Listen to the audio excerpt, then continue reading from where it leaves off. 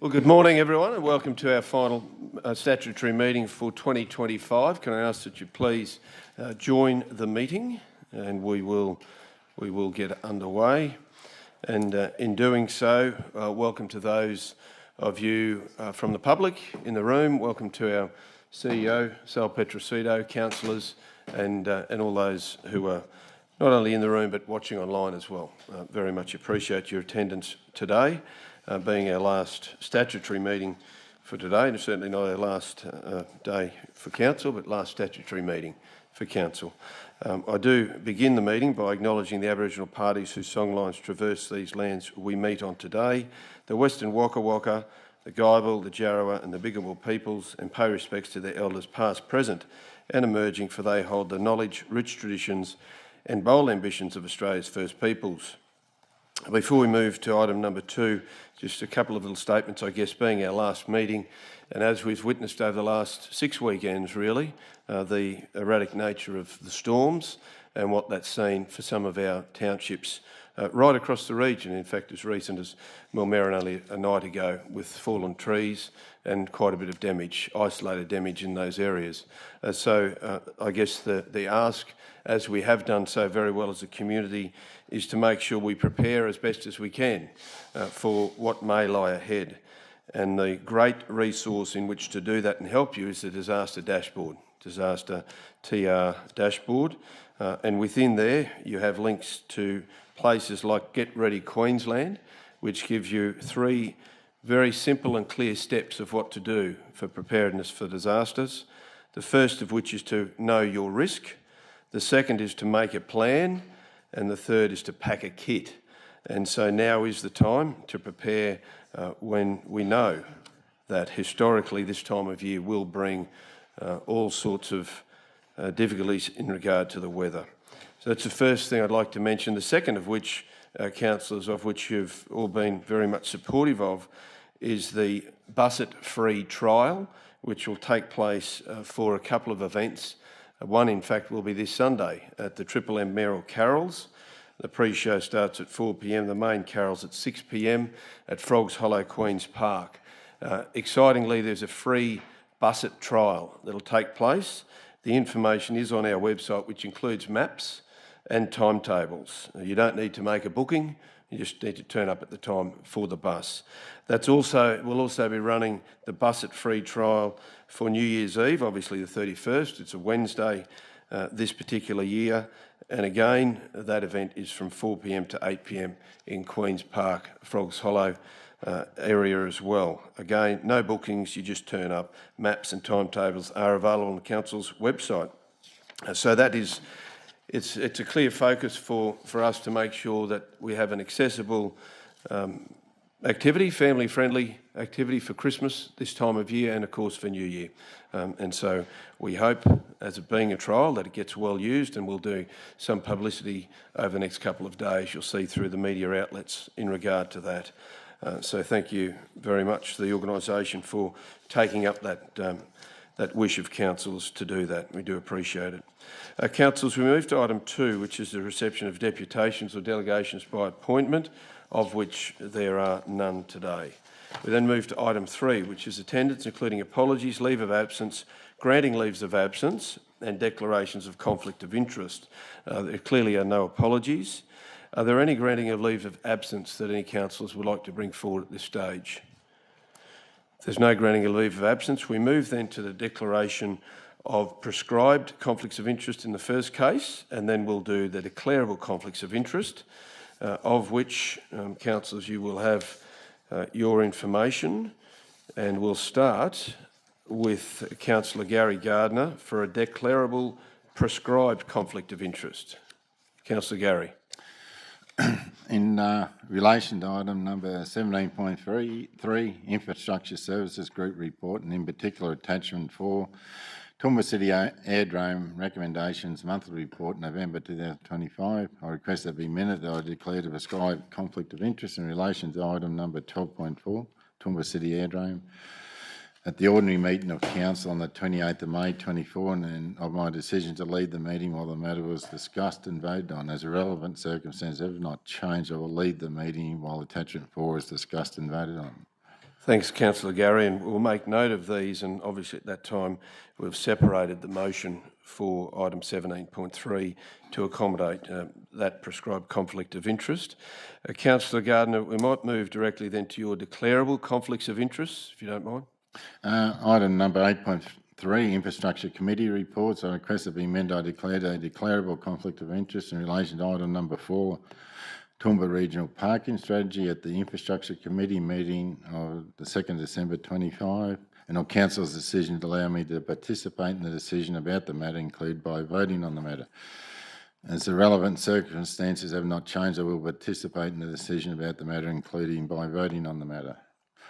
Item number 8.4, Environmental Community Reports. I request that it be amended. I declared a declarable conflict of interest in relation to item number 4, confidential renewal of tenure with an expiry date prior to 31st December 27 at the Environment Community Committee meeting on the 2nd December 25. And Council's decision to allow me to participate in the decision about the matter, include by voting on the matter. As the relevant circumstances have not changed, I will participate in the decision about the matter, include by voting on the matter. Confidentially, proposed strategic asset acquisition. I inform the meeting I have a declarable conflict of interest in this matter as defined in section 150N of the Local Government 2009. The nature of my interest is as follows. The declarable conflict of interest arises because my companies or I own the following properties in the Toowoomba CBD. 122 Margaret Street, Toowoomba, 128 Margaret Street, Toowoomba, 133 Margaret Street, Toowoomba, corner Kitchener and Phillip Street, Toowoomba, 2 to 5 Phillip Street, Toowoomba, 502 to 504 Ruffin Street, Toowoomba. I wish to participate in the decision in relation to this matter, and I acknowledge that eligible councillors must now determine, pursuant to section 150ES of Local Government Act 209, whether I may participate in a decision about the matter, include by voting on the matter. I must leave the meeting, include in any area set aside for the public, and stay away for the meeting while the eligible councillors discuss and vote on the matter, or may participate in the decision about the matter subject to conditions. Thank you, Councillor Gary. We'll deal with 16.1, noting, councillors, this is a confidential matter, so if we need any discussion or questions of Councillor Gardner that's specific to an item, we will need to go into confidential. Other than that, councillors, I'm happy for someone, if you wish, to move either 1, 2 or 3 as the options that Councillor Gardner has put forward. Councillor Rebecca. Thanks, Chair. I move number 1, that Councillor Gardner may participate in the decision about the matter, including by voting on the matter. The reasons for that is that, noting that this is a confidential report, but Councillor Gardner's property interests in the CBD will not be enhanced or lessened by the matter that we're discussing and voting on. Thanks, Councillor Rebecca. So, Deanne, you're comfortable with the reasonings, and Councillor Carroll, you're happy to second that motion? Thank you. I'll just confirm, Deanne, you're comfortable. The reason I would like to take just a brief moment to make sure we are comfortable is that we'll have another 3 councillors with a similar declaration. So, Deanne, you comfortable? Would you like to put the reasons up there? Which is more in line with the decision on the matter would have no greater or lesser impact than the broader community. I'm going to leave it at that, being a confidential.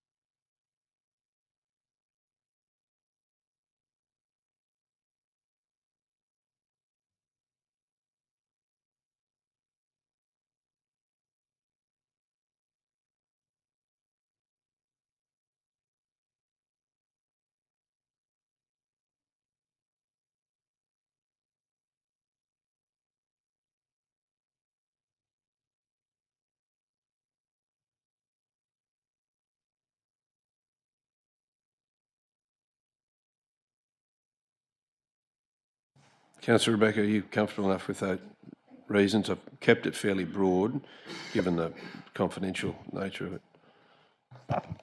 Thanks, Chair. Not quite, because it's not so much, and it'll be the same, I would say, for our other councillor colleagues. It's not that his interest is lesser or greater than the general public, it's that he doesn't stand to gain or lose from the Very matter good. that we discuss. So it is a little bit different. Is that right?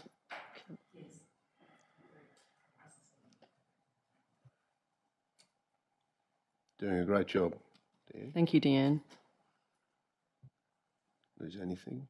No, anything's a funny word. Maybe as he does not stand to gain or lose as a result of the decision of council, Yeah, and of just a leave it- decision of council, whichever. Just leave it at that, I think. Yep.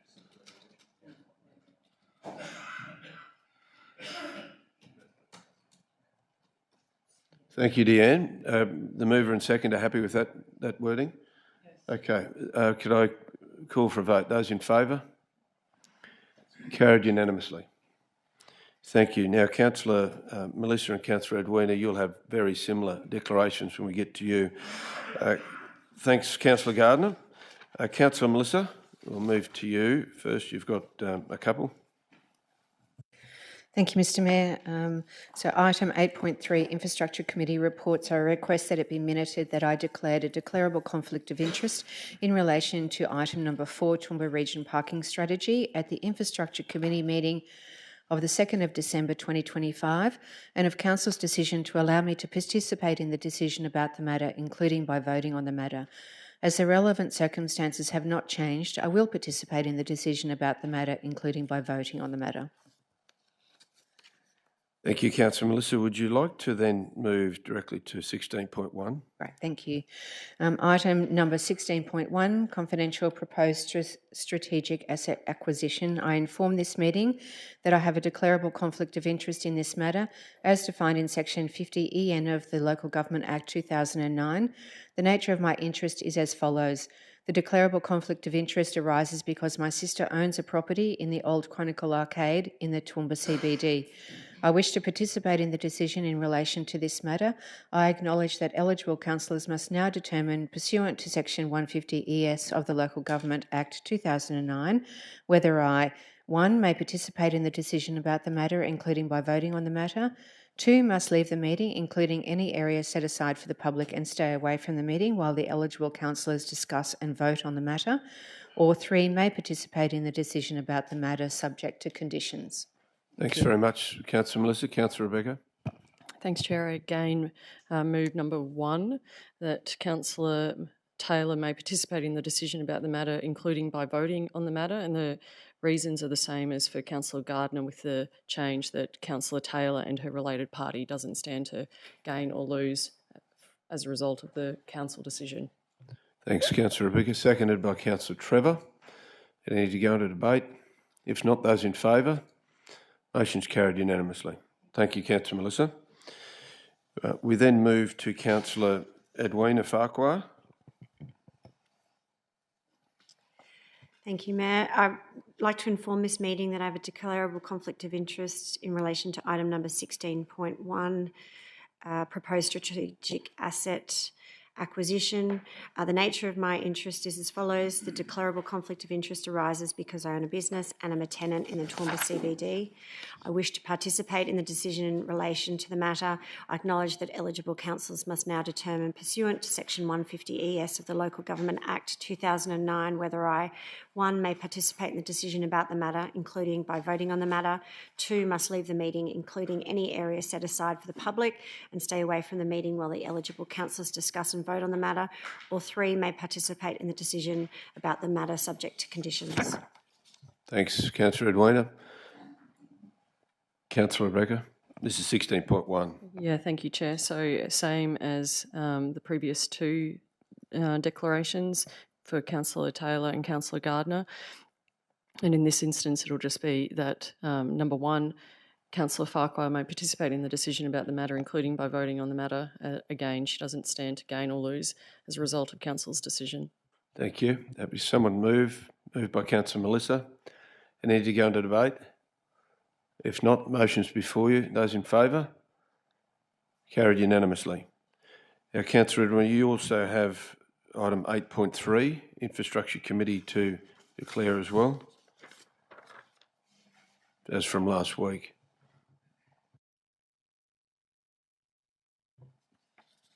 Thank you, Mayor. Yes, in relation to item number 8.3, Infrastructure Committee reports, I request that it be minuted that I declared a declarable conflict of interest in relation to item number 4, Toowoomba Region Parking Strategy, at the Infrastructure Committee meeting of 2 December 2025, and of Council's decision to allow me to participate in the decision about the matter, including by voting on the matter. As the relevant circumstances have not changed, I will participate in the decision about the matter, including by voting on the matter. Thank you, Councillor Edwina. Very much appreciated. We then move to the Deputy Mayor, Councillor Rebecca. Thanks, Chair. This is in regard to item number 8.4. I request that it be minuted that I declared a declarable conflict of interest in relation to item number 4, confidential renewal of tenure with an expiry date prior to the 31st of December 2027. At the Environment and Community Committee meeting of the 2nd of December 2025, and of Council's decision to allow me to participate in the decision about the matter, including by voting on the matter. As the relevant circumstances have not changed, I will participate in the decision about the matter, including by voting on the matter. And then item number 17.3. In relation to item number 17.3, the Infrastructure Services Group report, and in particular attachment number 4, the Toowoomba City Aerodrome Recommendations Monthly Report for November 2025, I request that it be minuted that I declared a declarable conflict of interest in relation to item number 12.4, the Toowoomba City Aerodrome, at the ordinary meeting of Council of the 28th of May 2024, and of my decision to leave the meeting while the matter was discussed and voted on. As the relevant circumstances have not changed, I will leave the meeting while attachment 4 is discussed and voted on. Thanks. Thanks very much, Councillor Rebecca. I have a couple of declarations, one very similar to 16.1 of others, and the other as a result of last week's as well. So the first one is item 8.3, which is the Infrastructure Committee reports. I request that it be minuted that I declared a declarable conflict of interest in relation to item number 4, Toowoomba Region Parking Strategy, at the Infrastructure Committee of 2 December 2025, and of Council's decision to allow me to participate in the decision about the matter, including by voting on the matter. As the relevant circumstances have not changed, I will participate in the decision about the matter, including by voting on the matter. Move to item 16.1, which is declarable conflict of interest, confidential proposed strategic asset acquisition. I inform the meeting that I have declarable conflict of interest in this matter, as defined in section 150 EN of the Local Government Act 2009. The nature of my interest is as follows. This declarable conflict of interest arises because I own property at 435 Ruthven Street and 2 Club Lane in the Toowoomba CBD. I wish to participate in the decision in relation to the matter. I acknowledge that eligible councillors must now determine, pursuant to section 150 ES of the Local Government Act 2009, whether I 1, may participate in the decision about the matter, including by voting on the matter. 2, must leave the meeting, including any area set aside for the public, and stay away from the meeting while the eligible councillors discuss and vote on the matter. Or 3, may participate in the decision about the matter subject to conditions. Councillor Rebecca. Thanks, Chair. Similar to the others, number 1, may participate in the decision about the matter, including by voting on the matter. And again, the reasons are the same, because you do not stand to gain or lose as a result of the decision of Council. Do we have a seconder? The motion second by Councillor James. And any to go into debate? If not, we go to the vote. Those in favour? Carried unanimously. Councillors, that's all of the declarations, be it prescribed a declarable conflict of interest, that I have at this stage. If, however, something does crop up through the course of the meeting, then please at that time notify myself or the chair at that time to ensure that we cover off on those interests, whether it's yourself or someone else. Thank you very much. We then move to item number 4, which is the confirmation of minutes. of which the first is the special meeting of council on the 29th of October 2025. The motion is that the minutes of the special meeting of council dated 29 October 2025 be confirmed. Someone moved. Moved by Councillor Edwina. Seconder, Councillor Trevor. Those in favour? Motion's carried unanimously. Move to the ordinary meeting of council on the 18th of November 2025. The motion is that the minutes of the ordinary meeting of council dated 18 November 2025 be confirmed. Moved by Councillor Tim, seconded by Councillor James. Those in favour? Motion's carried unanimously. Councillors, item number 5 is business arising out of the minutes of previous meetings. If there's no business arising, we move to item number 6, which is the presentation of petitions, and I understand that Councillor Edwina, you have a petition to present. I do, Mayor, thank you. On behalf of the Pittsworth community, I have a petition to draw attention to our CEO and council for an off-leash dog park in Pittsworth. Due to the number of dog attacks, dogs not kept behind closed gates, it's become dangerous to walk on the streets at times. The community therefore requests council to allocate some fenced land for the public to use as an off-leash dog park. They believe that there is room to the right of the skate park in Yandilla Street. This would give parents the opportunity to have their dogs in a safe environment while the children enjoy the skate park, and will also encourage socialisation of like-minded people and animals. This has come through from Sue Ellen Ben, the principal petitioner, and I have 107 valid signatures. Thanks very much, Councillor Edward. Would you like to move the receipt of that petition? I would like to move that council receives this petition. Seconded, Councillor Trevor. Any need to go to debate? If not, those in favour? Carried unanimously. Thanks, Councillor Edward. If you'd like to bring that forward to the CEO.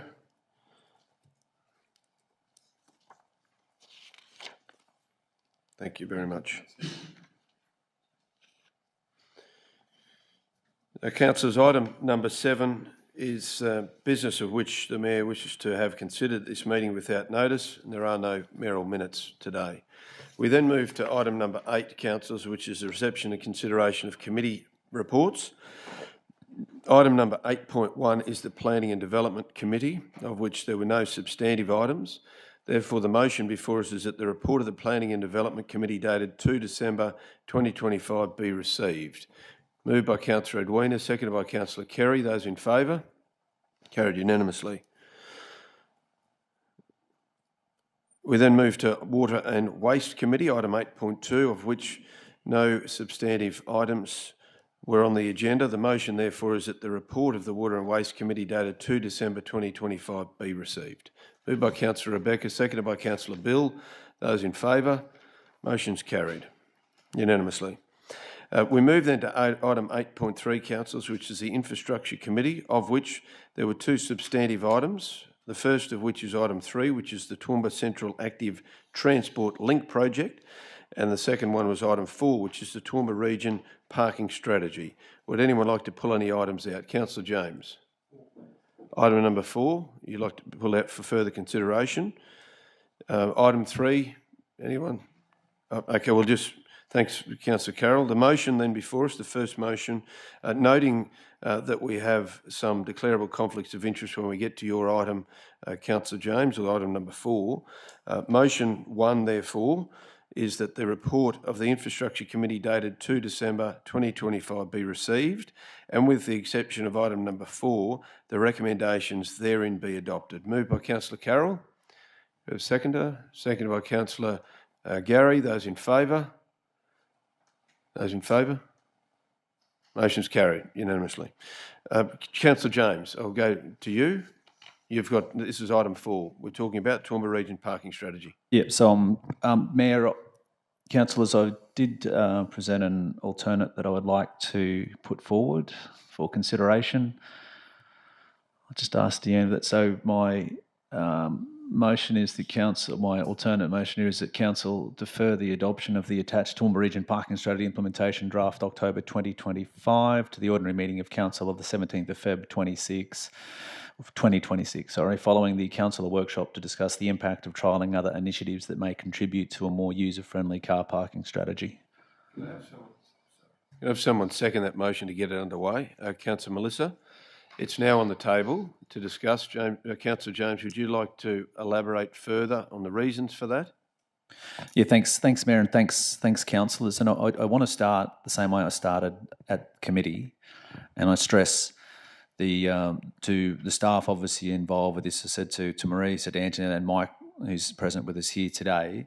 I really respect the work that's been done here. I think there's a lot of value in it, and I think we have a team here that has a willingness that wants to carry this forward. So, whilst I push this motion forward, as I said, I just really want to be upfront in regards to that. So, but we've spoken a lot about this, I know, through Tuesday, but I'm happy just to elaborate a little bit further on a few things I've added here. So, councillors, today being asked to adopt a parking strategy that, as I mentioned, whilst it contains several sensible principles, ultimately to me, it represents more of the same. And I want to be really clear, I'm not voting against the idea of planning for our future. I'm voting against a strategy that, in my opinion, doesn't shift the dial for our community. And I'll repeat that because that's what I want to see happen in this space. I want to shift the dial.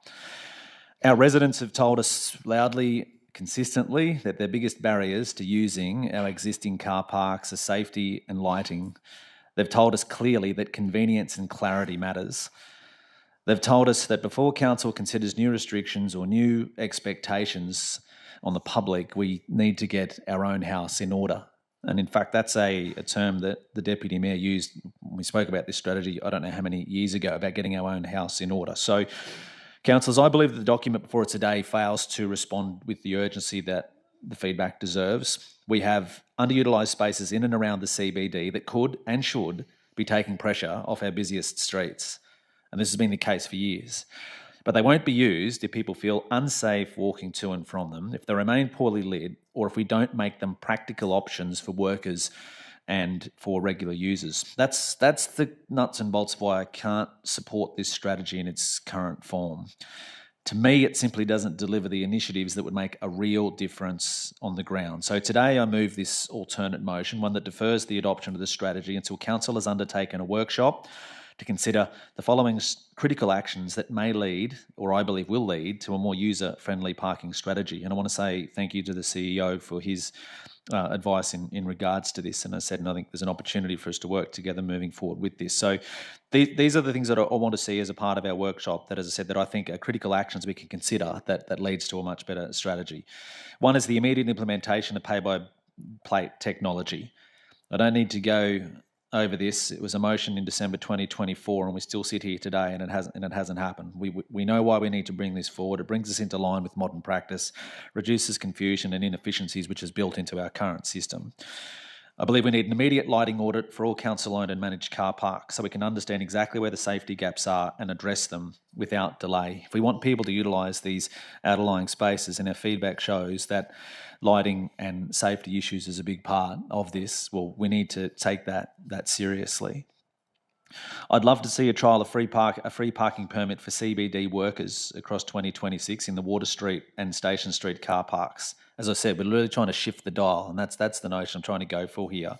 It's a simple, practical step that would improve utilisation, ease pressure on prime parking, and support local businesses and CBD workers. And the reality is, councillors, Station Street and Water Street, since I don't know how long, have remained at peak occupancy rates of no more than 60-odd%.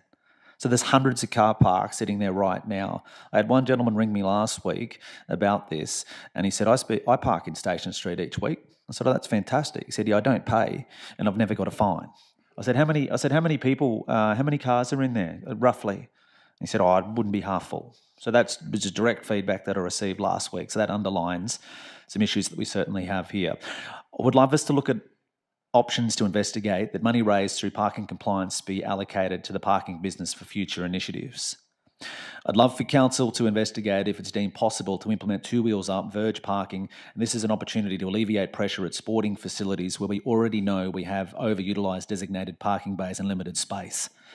And finally, I'd like to see a guiding principle that council actively works to ensure there is no additional burden to schools, hospitals and sporting precincts when it comes to managing public parking. This is a simple guiding principle that we show support to some critical networks. So, councillors, these are not radical ideas by any stretch. They're basic common sense improvements. And until they're in place, I believe adopting a parking strategy that relies heavily on behavioural change, which it has for several iterations of this, without fixing the foundations first is premature. We need a strategy that reflects community feedback, improves the use of existing assets and builds trust in the process. The one before us today, I don't believe exactly takes that in. If we implement these actions and guiding principles, we actually make meaningful change. We initiate real outcomes. We take the community on a journey with us. I'd rather sit here in 12 months and say, we tried something, even if it doesn't work, but if we keep doing the same things and hope it changes, that just doesn't make any sense to me. So, councillors, I ask you, are we about doing things differently for the better or not? So I ask my colleagues to consider this alternate motion. It's not to delay progress. It's to ensure that the progress we make is meaningful, it's practical, and it's in the genuine interest of the communities we represent. Thank you. James, you'll probably even take that as a speaker in favour of the motion. I think it was fairly emphatic. I apologise. I just made the assumption that's where we were okay. going. So That's I apologise. all right. No problem. So we have virtually ended debate. But if there are any questions, now's the time before we go into debate. So there's questions. Councillor Bill and then Councillor Kerry. These questions.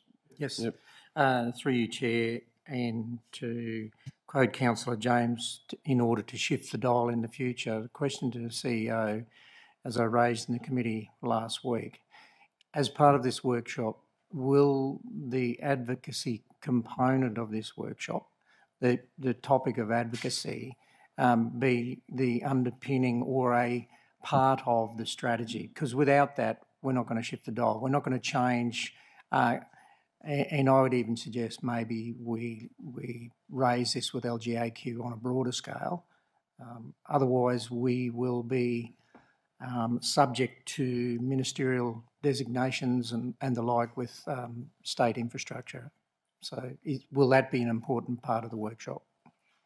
Through you, Mayor. Councillor Bill, so following last week's committee meeting, the team had already considered that and there were proposals being put forward to amend the strategy in line with what your recommendation was, so that will be included. I think you raise a valid point. At the end of the day, the state will decide what the state wants to do, but having it quite clear front and centre on the expectations of the city, I think is a valid provision with that strategy and it will be included, yes.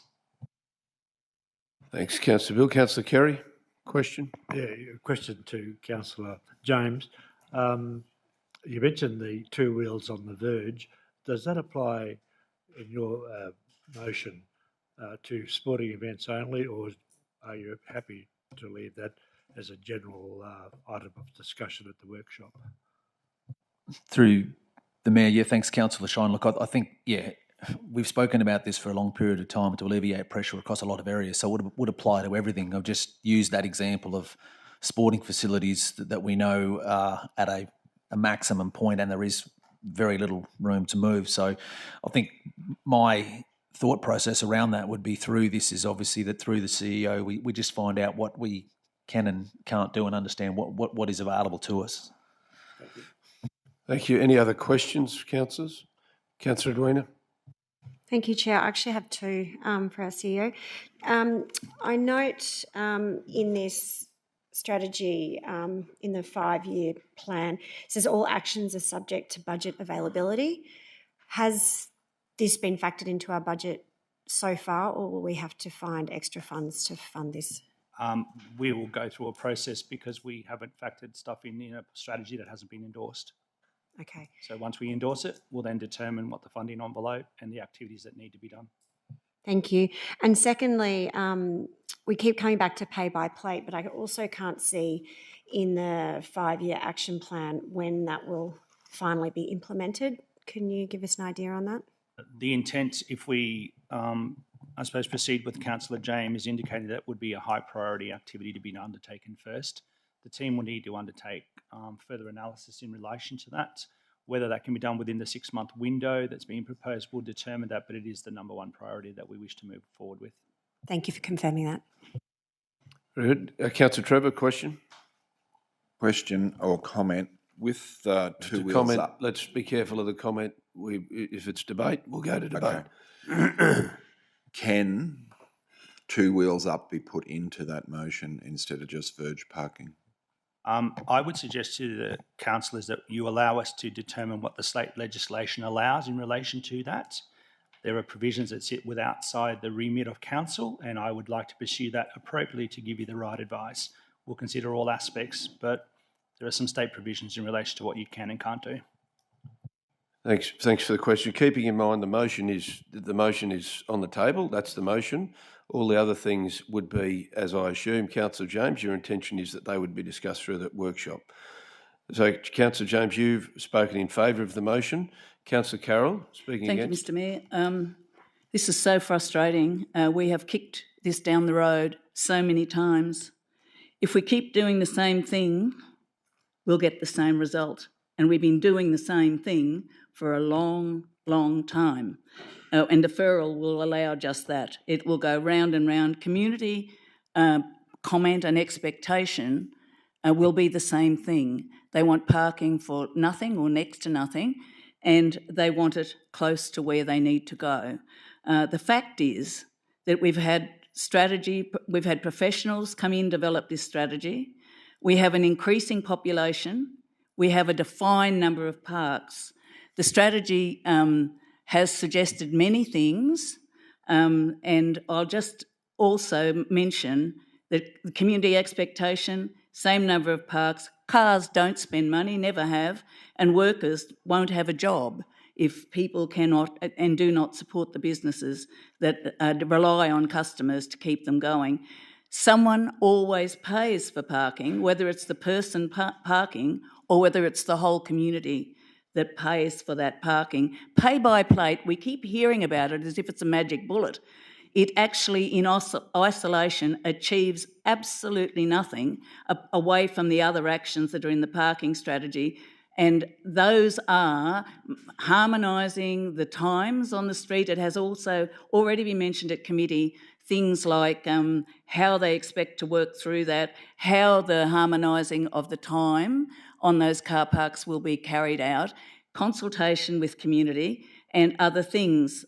Education and health, as Councillor Bill mentioned last week, particularly in the state realm, are state responsibilities, and they really should not be going forward without having some planning for the parking and the expansion of the institutions that they control. I do remember this council, in the first term of council, voting against the planning, putting into the planning scheme where new businesses were required to provide parking for their workers, and that has now come home to roost. So I think courage is required here. We're asking our staff to manage parking with one hand tied behind their back, and I don't think that's right. Pay by plate is not a magic bullet. It is just part of what should be an entire parking strategy. Councillors, if you endorse this strategy, it doesn't mean that elements of it can't be changed. We are just saying to the public, okay, we listen when you don't want to be fined. We listen when we're trying to guide parking and trying to manage the few parks we have in the CBD so as to support the businesses that are in the CBD. But on the other hand, then, yes, no, we won't put any strategies in place because we want to stay popular with the people that are there. So, I mean, you can't have it both ways. Wheels on the verge, as the CEO has is the state legislation that requires and guides that, and I think that should be a separate issue. We need to adopt this strategy, in my view. This has been kicked around since 2008. It is now 2025, and we are still not standing up and doing what is required of us to manage parking in our CBD with a way forward, catering for the parks that we have and the increased population to date, and that will come. And so for that reason, we need to adopt the strategy. Changes can be made, but we are sitting there. If you have a look at the number of times we've deferred affirmative action on this, it absolutely does not do us any credit. So I support us adopting the strategy. If changes need to be made down the track, they can be made. Thank you. Thanks, Councillor Carroll. Councillor Tim, are you a speaker in favour of the motion? Colleagues, I had a rather honourable debate with my colleague James a week ago on this. The motion is to defer it, and I want to say that all these issues around wheels up, pay by plate, state government legislation, differing views on hospitals and steel grounds, this calls for a workshop. Let's do what we should do, we owed it to the community to do, have a really good argument, debate in a workshop. My opinion, I would love if that workshop was open to the public, but let's have a conversation at the appropriate time. This calls for a deferral and a workshop to flesh those issues out, and for that I support the motion. Thanks, Councillor Tim. Speaker against the motion, keeping in mind the motion is before you. If there's not, Councillor James, would you like to sum up? Yeah, thanks, Mayor. Thanks, councillors and Councillor Carroll. I appreciate your point of view that you've raised there, and certainly respect that. And to be really honest with you, in many of the things that you've sort of mentioned through there is the exact reasons why I tried to bring this together to create some change. So I think the bottom line with this is we all actually want the same outcome. That's what I'd like for us to keep in mind. Everybody in the room, everybody in the community actually wants the same outcome. So how we reach that point is the critical part. So in summary, I suppose I just say, as I said before, this isn't. So I loathe deferrals, I really do, but this isn't about delaying progress. It's actually about making sure the progress we deliver actually works for our community. Right now, I believe we have a strategy that's asking people to change their behaviour without basically fixing the basics being safety, lighting, clarity, convenience. Our residents have told us what matters most, and they've done that through so many realms of feedback, as you mentioned, Councillor Carroll, since 2008. And a lot of it's very, very similar. And this motion reflects, and the potential initiatives reflects that feedback. So by trialling practical initiatives, the addition of pay-by-plate technology, absolutely it's not the fix-all, but it's an essential part for us moving forward. Lighting audits, the prospect of free CBD worker permits, reinvesting, compliance revenue, exploring verge parking, and I use the word exploring because that's what we need to find what we can and can't do. We can make real improvements now, not just promises for later. For me, these are common sense steps that build trust and actually deliver outcomes. So let's not settle for more of the same. Let's investigate leading with solutions that makes parking safer, simpler and smarter. I urge you to support this motion so we can move forward with a strategy that truly does serve and represent the people that we represent, because what we want to see is the same outcome. Ease of parking, increased positive economic and social activity within our CBD, a vibrant and welcoming CBD. And it was interesting, my Give Me Your Elevator Pitch challenge last week appears to have taken off. I read one the other day, which I thought was great. Imagine visiting Toowoomba and its regional centres without ever worrying about where to park. You arrive, shop, meet friends, attend appointments and explore all with ease. Our new approach integrates smart, simple systems and thoughtful planning, whether you're a local or a visitor. Every journey starts stress-free and ends with more time for what matters most. I'd love to be able to say that in 12 months with what we've been able to initiate, and I think it's fantastic. Progress isn't about doing more of the same, it's about doing what makes a real difference, and I urge councillors to consider this. Thanks, Councillor James. The motion there is before you. The council defer the adoption of the attached Toowoomba Region Parking Strategy Implementation Draft October 2025, Attachment 1, to the ordinary meeting of Council of 17 February 2026, following a council workshop to discuss the impact of trialling other initiatives that may contribute to a more user-friendly car parking strategy. Moved by Councillor James, seconded by Councillor Melissa. Those in favour? Those against? We will record division of the votes. So Deanne, you've recorded the votes. Thank you very much. Thanks, councillors. We then move to item 8.4, which is... Sorry, Councillor Carroll, did you have something to say? We move to item 8.4, which is Environment and Community Committee. of which there was one substantive item, which was the confidential matter renewal of tenure with an expiry date prior to 31 December 2027. I will reference the declaration of conflicts of interest by Councillor Gardner and Councillor Von Hoff, both of which have been dealt with, and they can stay in the room for the vote. There is that one substantive item, however, we will, because of conflicts of interest, need to record a division of the vote. I don't propose to read out the 4 motions. They are the same as last week at committee. Councillor Tim, happy to move. Councillor Trevor, second. Any need to go into debate? Can't anyway, it's confidential. Those in favour? Carried unanimously. Thank you. We then move to item 8.5, councillors, which is the Corporate Services Committee. There's one substantive item, which is item number 3, the 24-25 annual financial statements and final management report for Toowoomba Regional Council, and the 24-25 annual financial statements for Toowoomba Surat Basin Enterprise Pty Ltd. The motion is that the report of the Corporate Services Committee dated 2 December 2025 be received and the recommendations therein be adopted. Moved by Councillor Melissa.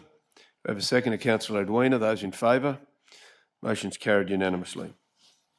We then move to item 8.6, which is the Economic Development Committee, of which there were no substantive items. The motion, therefore, is that the report of the Economic Development Committee dated 2 December 2025 be received. Moved by Councillor Edwina, seconded by Councillor Bill. Those in favour? Motion's carried unanimously. Councillors, we move then to item number 9, which is the monthly performance statement. Normally I would invite Anne-Marie, the GM of Corporate Services, but now in the acting role of Environment Community, it's my great pleasure to invite Matthew up as the acting GM for monthly financial performance statements. Matt, welcome to you. And I'm sure that your substantive GM isn't far away if you have any curly questions. Thank you. Thank you, Matt. Over to you. So thank you, councillors. The report is presented for your consideration, but happy to take any questions on notice. Thanks very much, Matt. Great start. Great start. Positive start. Thank you. Someone happy to move the financial monthly statements? Councillor Tim's got a question. Thank you, Chair. Councillor Tim. Matt, good morning. Can I just have a comment, please, on the asset sustainability ratio? It is low and it is predicted to be low for a very long time, but I believe this month is an anomaly in that. High month, low overall. Could I just have a comment on catching that up, please? I'd love to. I don't happen to know it off the top of my head. But That's a responsible answer, acting GM. Substantive GM. Anne-Marie, would you like to make Good comment morning, on councillors. So we have explained with the current Capital Works programme that the asset sustainability ratio remains low and it will continue to do so for a number of years. So that ratio reflects the projects that we've actually delivered to date this current financial year. So it is sitting low. We know it's an area of concern. I think to give councillors some comfort, if you like, when our 5-year average, which is audited by Queensland Audit Office every year, remains within the sustainable that benchmark for sustainability. Get it out? So at this stage, we'll keep reporting and I've got no concerns. Follow-up question, Councillor Tim. Thank you, Anne-Marie. No, I'm very aware it's been low every month for a while and will remain that way. I suppose my question was regarding in the notes, the asset sustainability is lower for the month, resulting in lower capital expenditure on renewals. That won't affect, is that an anomaly for this month or are we still tracking to budget overall? If you notice in the report, we are tracking behind budget overall in capital delivery. And so we're tracking behind delivery and we're tracking behind in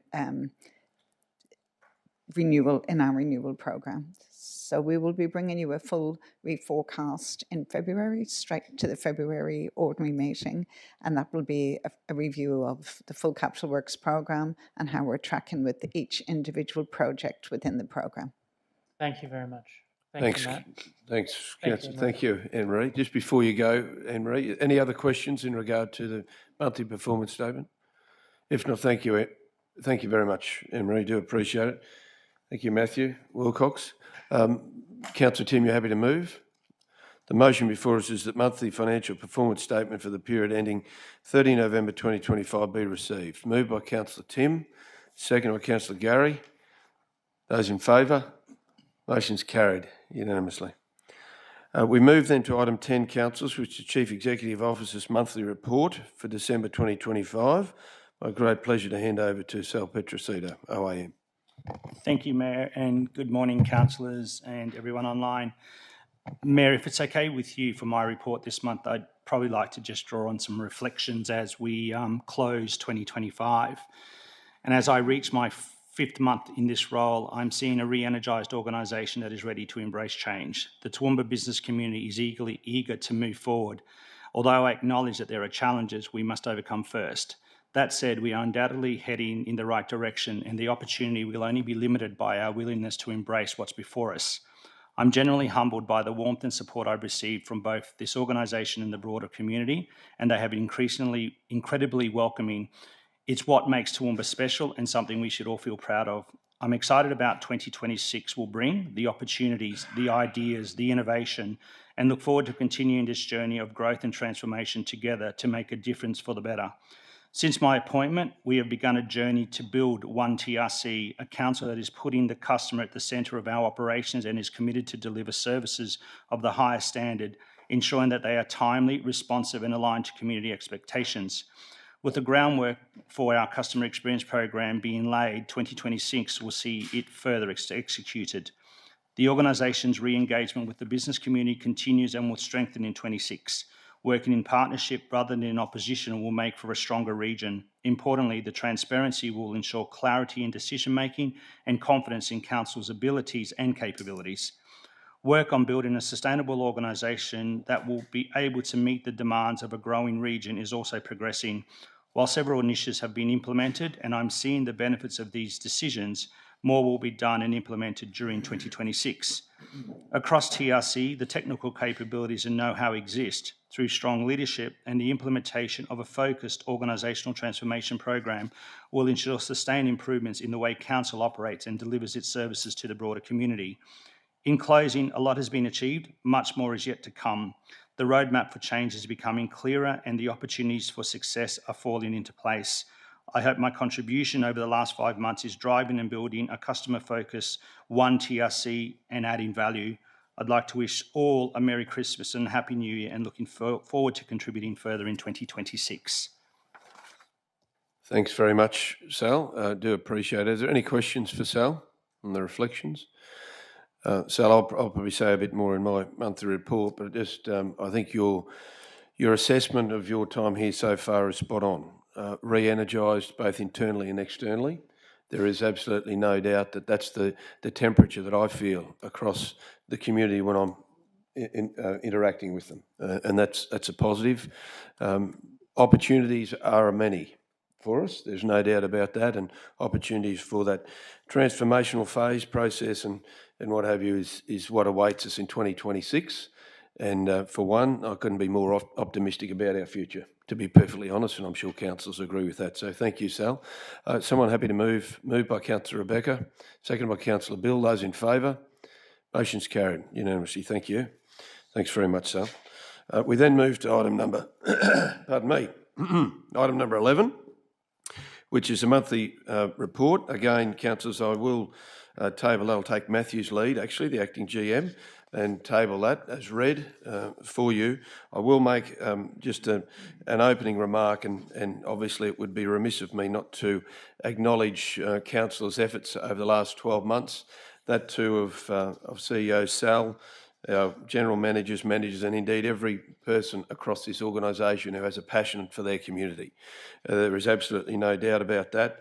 The commentary that we've been having over the last 6 months, particularly around One TRC, ensuring that we celebrate 36 towns across our region, that we acknowledge that we are a place that is the home to the largest non-capital inland city in Australia and a place where ambition meets opportunity. That's who we are. And that's why the foundation has been set over the last 12 months to set us up for a very bright 2026 and beyond. So in doing so, I just want to acknowledge councillors. Thank you very much for your guidance, assistance, debate, conversation, and real passion for the community. I've said on a number of occasions that our community is blessed by fantastic elected representatives at council level, and they seriously are. Some may argue that fact, but I can guarantee that every councillor gives their absolute best every day. And that's all I can ask for as the Mayor, and that's all the community can ask for. We all do our best, the rest falls into place. And that's the way we roll. So I thank you very much wholeheartedly from a personal perspective to each and every one of you, and taking sales lead. Wish everyone a Merry Christmas, not just in council, but right across our 183,000 residents, 13,000 square kilometres. And let's hope that Christmas is one that we can find some joy in some people's lives where there is darkness, and everyone can play a role in that. And particularly those who can uplift people, now's your chance to do it. Really give them a boost. Those that need a helping hand. That's what we do well as a community, and we can do it very well over this festive season. So thank you, councillors. I will go to questions now. If anyone has some questions, I'm happy to answer them. Councillor Trevor. Thanks, Mayor. Thanks for your report. Passenger rail seems to be changing every day with quotations and summaries and people's input. What's the up-to-date? Where are we at with that? So, Councillor Trevor, as per the report, which is stated there, the proposed plan is to have a rail summit, and based on the round table, it was clear that we should separate, we'd be wise to separate inland rail and passenger rail. And therefore, there will potentially be two summits, one focused clearly on passenger rail and the other on inland rail.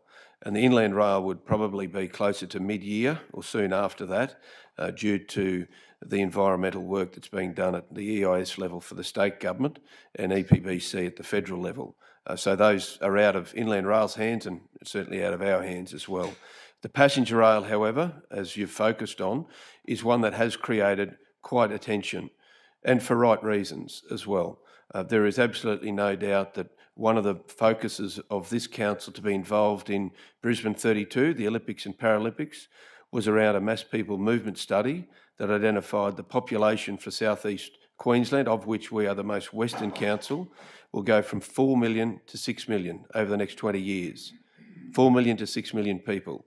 And therefore that study proved that we need to improve our people movement, whether that's road, rail, whatever that may be, buses, and therefore for us to neglect the very reasons why we chose to be part of that would not serve our community as well as we should. So we will keep advocating. We've been very fortunate with the support of many right across our region and in fact beyond to suggest that this is something we should remain a focus on. And the Olympics 32 is a genuine target for us to reach for the extension of electrification of rail from Rosewood into a proposed Helidon. Our push has now been, and has been for some time, to get that to Whitcott. And that also has created a lot of positivity within community, and certainly those that will make decisions need to have a very, very strong argument to agree with this. That's the phase we're in at the moment, and that's what the passenger summit will potentially bring forward as well. Does that answer your question? Thanks, Mayor. Do agree with you. Inland rail and passenger rail are two completely different items on the agenda. Was disappointing to hear that Brent Mickleborough, the Transport Minister, declined our 50-cent fare, but we'll keep working. Oh, look, I think we need to leverage where we sit. We're a solution to our east. We service our west. We have been forever and a day. We actually have a great opportunity to help the state and help the national economy. And that's where we need to position ourselves, not as wanting handouts, but giving a hand up. And we position ourselves beautifully doing that, and we'll continue to do it. Any other questions, councillors? Councillor Kerry. Yeah, thanks, Chair. Just I note in the Inland Rail section of your report, you mentioned the various products that we produce in the Darling Downs area. And I was initially concerned that you didn't mention eggs, but then, of course, you were referring to the export via the Port of Brisbane, which was probably not the way you would export eggs. But nevertheless, but as you know, the former mayor was very proud of the fact that, whether it's correct or not, I'm not sure, that 80% of all eggs, either in Queensland or Australia, if not wider, were produced in our area, and that should not be forgotten. Two questions. One is, first of all, is that, as you are aware, Australia won the second test in Brisbane, and one of our residents here, Brendan Doggett, played in that match. As far as I'm aware, he was the first ever Toowoombaite to make the Australian team who has played his junior cricket in Toowoomba. Bill Brown was born in Toowoomba, but left at the age of 3. So I think that is worthy of note and perhaps recognition at some stage in the future as well. But my question relates to the letter from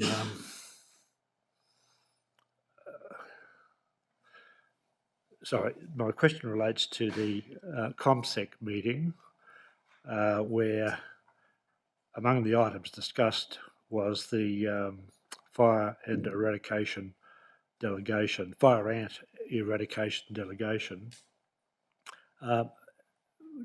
Could you elaborate on what was decided there and where we're at with the fire ant eradication issue? I certainly can, Councillor Kerry. Actually, it'd be interesting to know as a side note, I was out at Oakey for the St Monica's Year 6 graduation earlier this week and had the opportunity, as I often do, to stop into a public park to check the facilities, make sure the cleanliness is there. And while I was there, the fire ant eradication team turned up as well to give an update on what's happening in our region, which was a very positive conversation, I have to say, and one that I've spoken to the CEO about, and it would be nice for us to get an update as council at some point, and may indeed be something we could do in the January meeting. But in answer to your particular question for ComSec, this was an important part of advocacy for ComSec.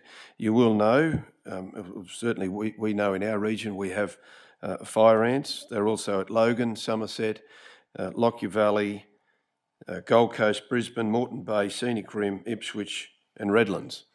So they are a definite known problem in those areas.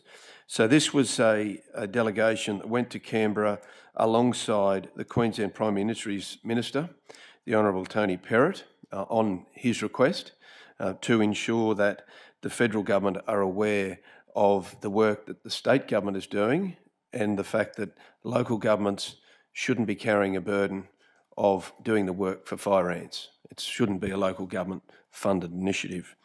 That was the crux of it. But just to give you some information around it, which might be of interest to many people, the group actually went to Canberra to talk about the fact that we need urgent funding to match Queensland's $24 million investment in the aerial treatment in the suppression zone, and also a commitment to continue funding from 27-28 onwards to eradicate fire ants from southeast Queensland by 2032 for obvious reasons. Globally, the fire ants are recognised as a super pest. They're an aggressive and dangerous with painful stings that can be fatal. The Australian Institute has estimated if fire ants spread across Queensland, they could sting more than 1.5 million people, cause 6 deaths and result in 116,000 medical visits annually, rising to 30 deaths and over 570,000 medical visits annually if the ants spread nationally.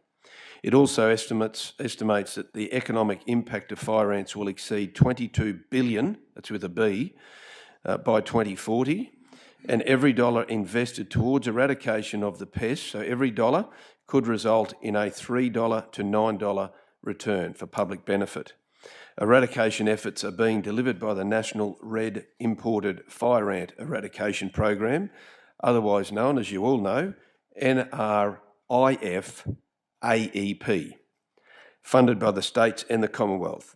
In addition to the Fire Ant Suppression Task Force, known as FAST, which remains solely funded by the Queensland Government. These control activities are supported by councils at a growing cost of millions of dollars each year to local communities. Both the Independent National Red Imported Fire Ant Eradication Program Strategic Review and the 2023 Senate Rural and Regional Affairs and Transport Committee reports emphasise the critical need for suppression to deliver eradication. The Australian Government indeed has budgeted $268 million invested into the NRIF AEP from 2023 to 2027. But it doesn't address growing ant populations inside the suppression zone. The Invasive Species Council warns that without urgent action, fire ants could spread to the Murray-Darling Basin by 2035 and have devastating impacts on iconic tourism destinations and beaches, national parks and nature wildlife, as well as national agriculture and export sectors. So that was the reason for the visit. So it was to highlight and ask for continued support from the federal government. Answer your question. Thank you. Any other questions, councillors, in regard to the report? If not, the motion before you is that the Mayor's monthly report be received. Moved by Councillor Rebecca, seconder Councillor Edwina. Those in favour? Motion is carried unanimously. Thank you, councillors. I do appreciate that. Councillors, we move to item 12, which is the councillor engagement summary. And I have to contain my excitement here because we're trialling something that's innovative and new that we've talked about for a little while, and this will be a trial for it. However, before we do that, I wanted to particularly thank councillors for the way in which they've embraced this new way of engaging the community at the community level, in the community, in their own backyard. And I'll ask for, and the reports have been tabled, and councillors, you have the option to just simply have your reports as tabled, and we can move forward. However, you will have the opportunity to speak, and I'll explain that shortly. But I wanted to particularly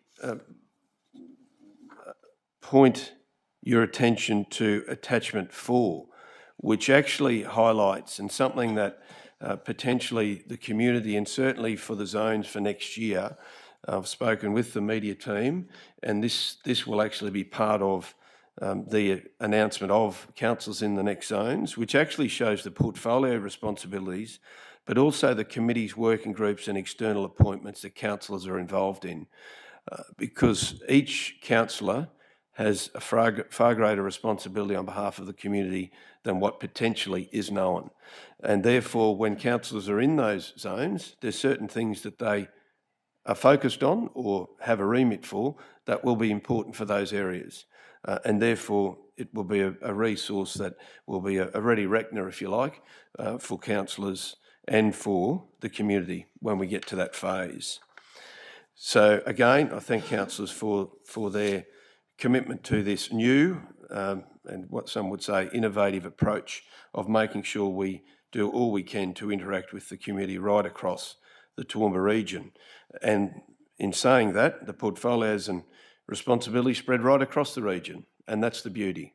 You can actually interact with everyone at the same time. So councillors, I'll move to, as they are listed in your agenda, which is the order in which we'll take these, which is the north area first, and just highlighting the north, then south, then emerging.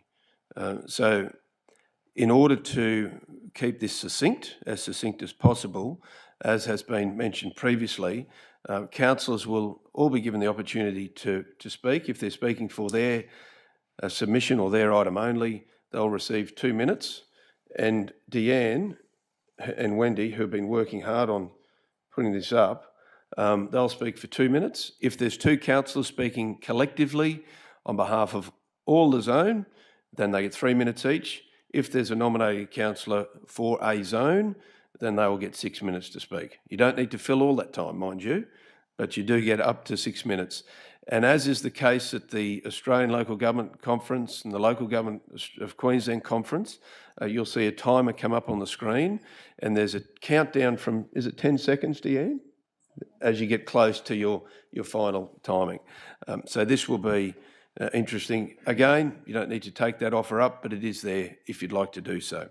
So we move to the summary for Northern Zone and acknowledge Councillors James, Councillor Kerry and Councillor Carroll as those for that area. So, councillors, is there anyone would like to speak on behalf of all zones or not at all? If I can suggest, I think we've all submitted individual reports, so I'm happy to take You're happy 2 minutes to each. kick off, 2 minutes? Okay. My colleagues are If you're comfortable speaking about your own report, it's 2 minutes. Okay, so Time starts. James. Okay, this is good. We've got to get this ready up on the screen here. Or is it up on the screen?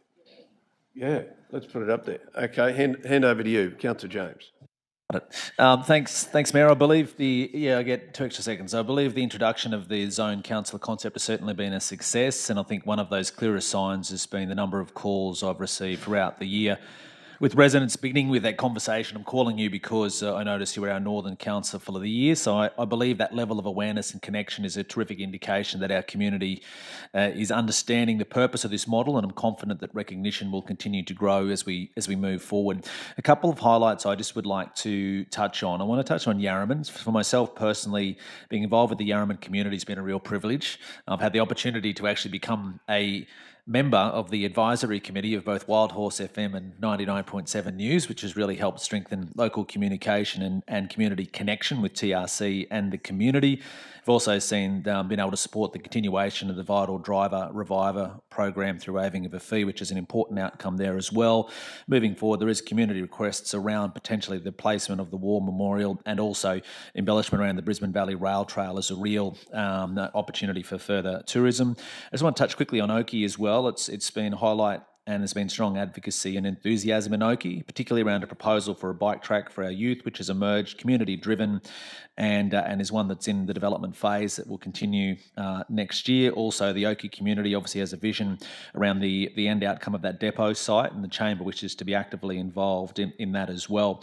In closing, I just want to acknowledge a couple of people that have been really invaluable throughout the year. Special thanks to Jane Hodgkinson and Mick Appley and Yarraman. Thank you for being constant contacts and for your openness and support. Oakey, to David Cooper for your leadership and support. To Sam and Kiara Kennedy, thank you so much for always staying in touch, reaching out, and keeping me in touch with what has been going on. So it's those connections with those people which is something that I'll cherish and will continue regardless of which zone I'm involved in.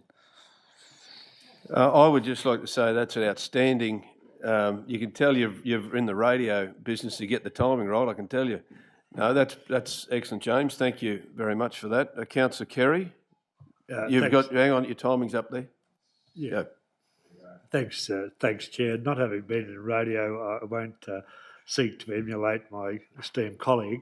What I did do was a report that covered activities of the three of us, really.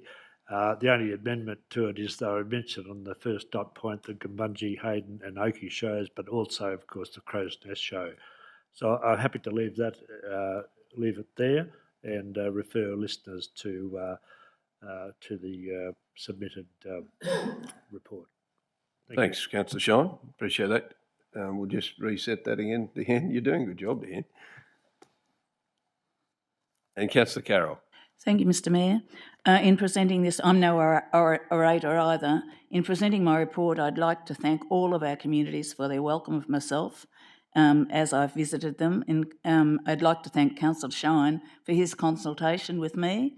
over what we're doing and how we're getting there, and thank Councillor James for attending Yarraman Remembrance Day when I couldn't attend this year. I haven't done anything differently this year than any other year, and I have spent time in the entire community and been at most of the 36 communities in our region. I will continue to do so for the rest of my term, which is my last. Thank you. Thanks very much, Councillor Carroll. We then move to the southern zone, of which we have Councillor Edwina, Councillor Trevor and Councillor Gary. Now, have you 2 minutes each? Or you happen to have 3 minutes each? 3 minutes each. Okay, please, Chair. and you'll talk about On the behalf of whole region? the whole Okay. of the South. Councillor Edwina, you're first. Now, we'll just get the 3-minute up. There we go. Thanks, Eddie. Thank you, Chair. Look, it's been a privilege to be the representative with Councillor Trevor and Gary for the South. We've had many visits and key themes have come across, most notably connectivity, people wanting better mobile coverage for their work and business in the bush. And I'm happy to say that the Mayor and Deputy have taken that up with ComSec and the Darling Downs South West Queensland Council of Mayors and sharing that. Town Pride, people want to get... The feedback is they used to be quite proud of their streets and volunteers, and our volunteering process has been difficult at times, and so I'm happy to say that we're now looking at trying to improve that. Efficiencies, another thing we find is people in the town see a council crew come out, they see the mow the lawns in one park, and then a few days later they might be mowing the road verge. So the community would love to see a bit more efficiency in those crews being aligned, and I'm happy to say that our new CEO, Sal, is doing a form and function review at the moment, so that is being looked at.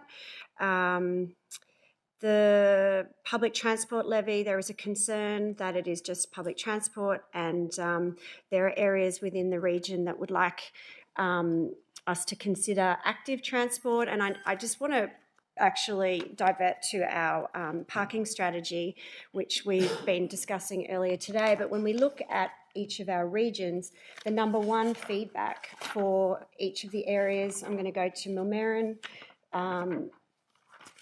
just quickly. Point 1, improve pedestrian connectivity. I'm going to go to Clifton. Point 1, provide safe, accessible pedestrian crossing at intersections to encourage walking, including at Edward Street and East Street. And Pittsworth, I'm going to go to address missing paths and crossings, including between Helen Street and Yandilla Street, Clifton Road and Hume Street, Murray Street, and consider provision of an extra pedestrian crossing of the rail line at Vine Street. Now, these are all the number one opportunities in our public transport strategy. So I hear loud and clearly also that most of our towns, I'll use Millmerran for an example, have a main highway going straight through. They'd like to see their speed limits potentially reduced, and for us to work with the state and federal governments on this. And I'm happy to say that we are currently doing that already. So I guess in summary, we're here, we're listening, and I'm happy to report that we've been able to take this to our Mayor and Deputy who are championing on our behalf. And a lot of these issues are actually state and federal, but we can act and be their voice. Thank you. Thanks very much, Councillor Edwina. Councillor Trevor. Thanks, Mayor. Certainly been a privilege to be out and about in the southern region during the year, but that didn't stop me from going to the emerging and northern areas as well, because we have got a very vast council here, and certainly with 36 towns. Hopefully I visited most of them, or tried to, over that time. But in the south, certainly the public transport levy has been mentioned numerous times. Halls are an issue as well, as in use, the money we put into them. I know we're on strict budgets and all that type of stuff, but some of them certainly need attention. Some of them are very well used by their people. Roads keep coming up, and there's a lot of confusion of what is a state, what is a local road. And I'm sure with the Intel and AI and goodness knows what we've got these days, it'd be interesting to do a map so people can go, oh, that's a state road, that's a local road. because a lot of people cannot differentiate between, and sometimes I'm confused too. Other than that, met some great people out in the community from Millmerran Downs, Wallara Grove Hall, great little community out there, trying to get them back into a nice ambience out there again.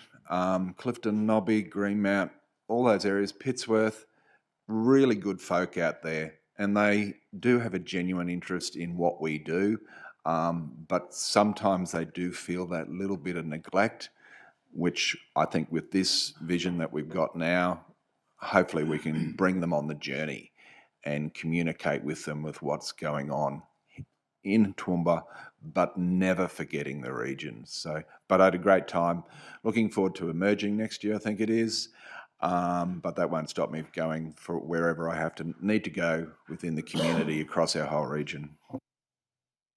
Thanks very much, Councillor Trevor. We then move to, so Councillor Gary, you're comfortable there. We move to emerging, and very much welcome a report from Councillor Melissa or Councillor Tim, Councillor Bill. Would you like 2 minutes each? Thank you, Mr Mayor. I will hand over to Councillor Tim and Councillor Bill to start with, and I'll just wrap up with some closing comments. Okay, Thank you. Fantastic. So we'll give you all 2 minutes. Is that all right? Okay. Councillor Tim. Thank you, Chair. My absolute privilege to be in the emerging zone this year with the cities and towns of Toowoomba, Kabala, Cambodia, Charlton, Gowrie, Highfields, Hodgson Vale, Kingsthorpe, Clinton, Maringandan West, Wellcamp, Westbrook and Wairema, and all the better to be sharing it with my colleagues Councillor Melissa and Councillor Bill. The positives of this year in the emerging zone are around the Highfields Master Plan. I'm very proud of the work we've done there. Water upgrades to places like Kingsthorpe and Kabala to make sure we have enough water. Flood resilience work around the emerging zone, especially in Gowrie, Wellcamp and Westbrook, and road upgrades throughout the whole emerging zone. The issues that I noticed that I think are key priority areas moving forward are around the idea of growth. Many people are moving here to the emerging zone and Toowoomba region broadly and managing that sustainably. No matter where you live in the emerging region and in Toowoomba region as a whole, a challenge for the emerging zone is that when you turn on the tap, perfectly clear, drinkable water continues to come out. When you flush the toilet, the sewerage is taken care of. And when it rains and we have storms, that the water clears without flooding properties. We also have the continued issue of transport connectivity around Toowoomba region, a huge push on recreation, the immense value our region gains from its parks and outdoor spaces, and a continued push for more sporting spaces, as well as there's Toowoomba and there are small towns in the emerging zone, each that have their very important part to play and each that need to be activated through beautification initiatives, grants and event partnerships and actions. It's been my absolute pleasure to continue working in the emerging zone this year. Thank you. Thanks very much, Councillor Tim. Councillor Bill.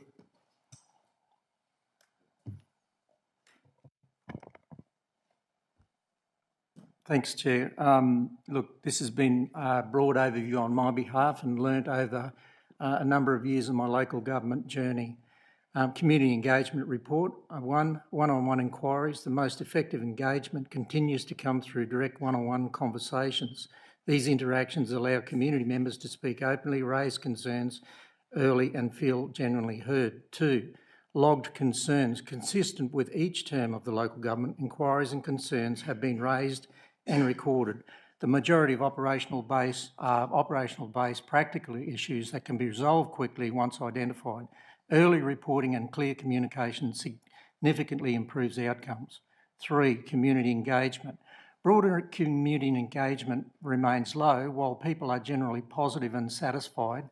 Proactive participation in community forums, discussions and engagement opportunities with the organisation and councillors has been limited, as reflected in numbers of attendees to such events.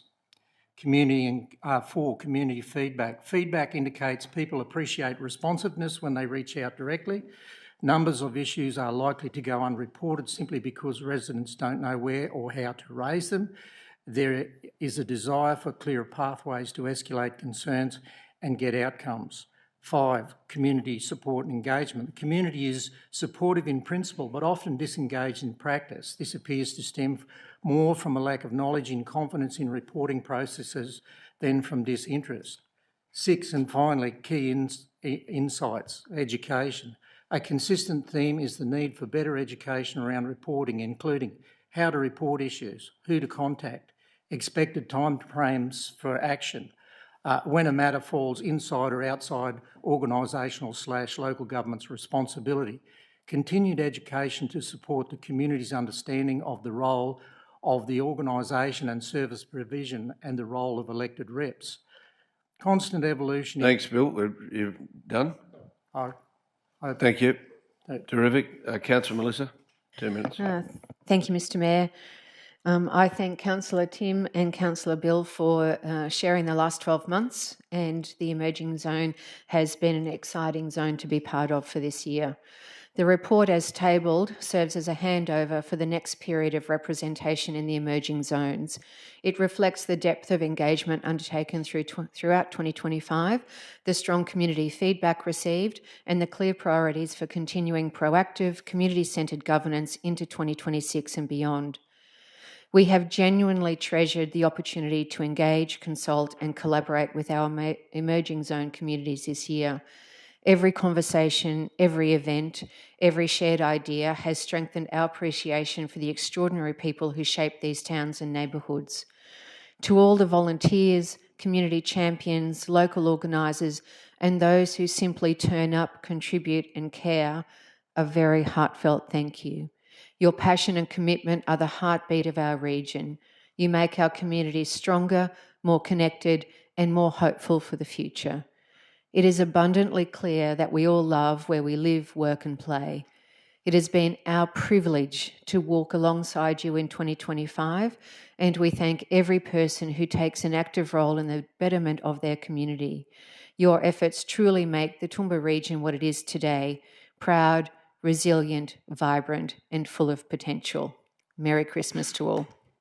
Thank you very much, Councillor Melissa. Thank you, everyone, for those reports, verbal and also those that are tabled as well as a reflection.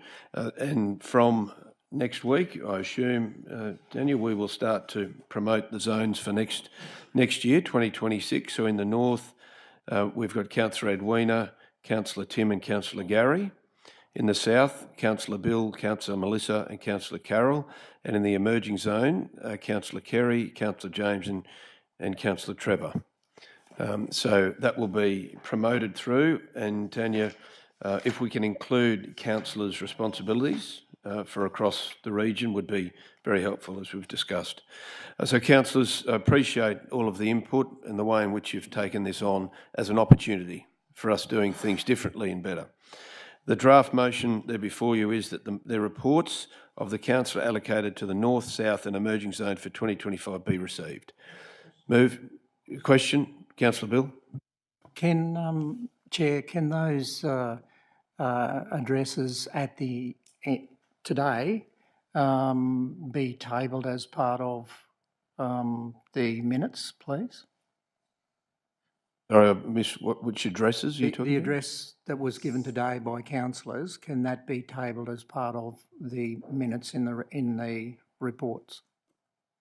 As opposed to the verbal report you're talking about? Yeah. Well, it's been recorded. In addition to the written reports, can the verbal address, which is part of recording, but can that be recorded as part of the minutes? Councillor Bill, it will be recorded. It's recorded. The option was for you to give a verbal as well. Yep. The idea for a written one was that it is recorded, written in the minutes and on the agenda. If anyone wants to go back and view it, they can view it and see it. It won't be written in wording. It'll be on the visual. Yep, that's fine. I just had some others. I'm happy to submit what I'm happy to receive your report as you've read. That's right. I'm happy to do that. That's different to Yeah, that's recording. what I'm saying. Well, that's a Receive those different reports. question. So if you'd like what you've verbally given as a written report submitted, then I'm more than happy to include that in the minutes. Right. That's all I Okay. was asking. Yep. That's fine.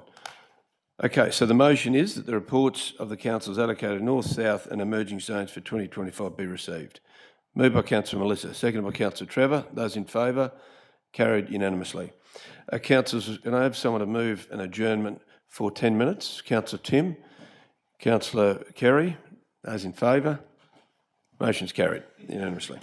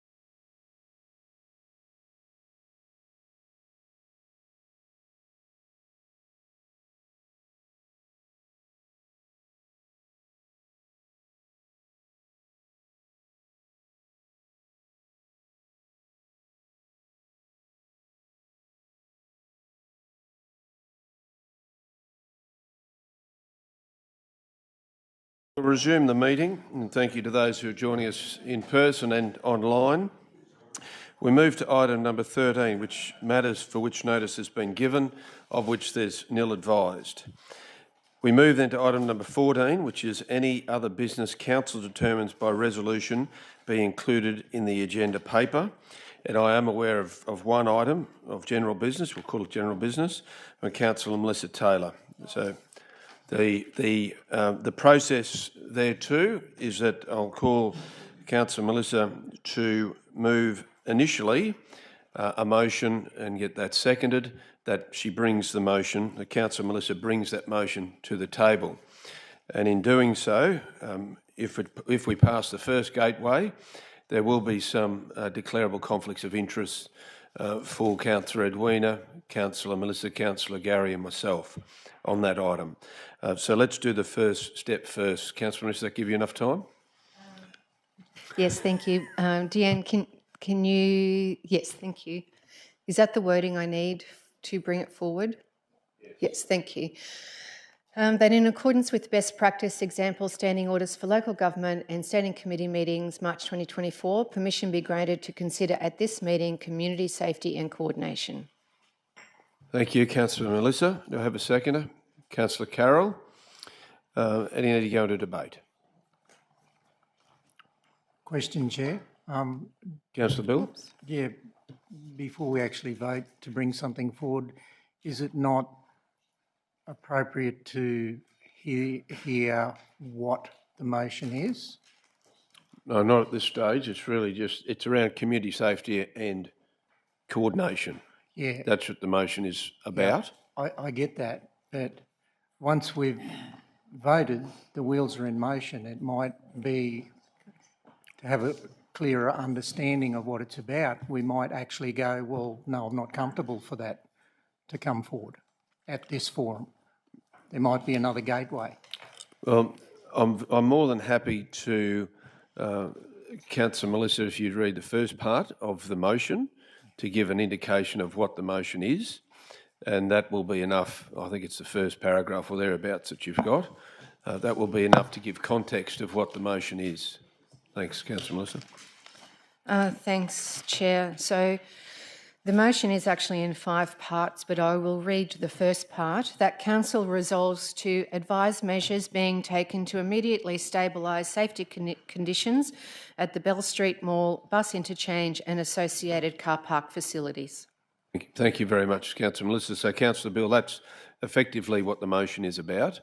But the motion before us is simply, at this meeting, community safety and coordination. We've got a mover of Councillor Melissa, Councillor Carroll has seconded that. Any need to go into debate? If not, I put the motion. Those in favour? Motion's carried unanimously. So, Councillor Melissa, I'll hand over to you, noting we will do the conflicts of interest first. Okay.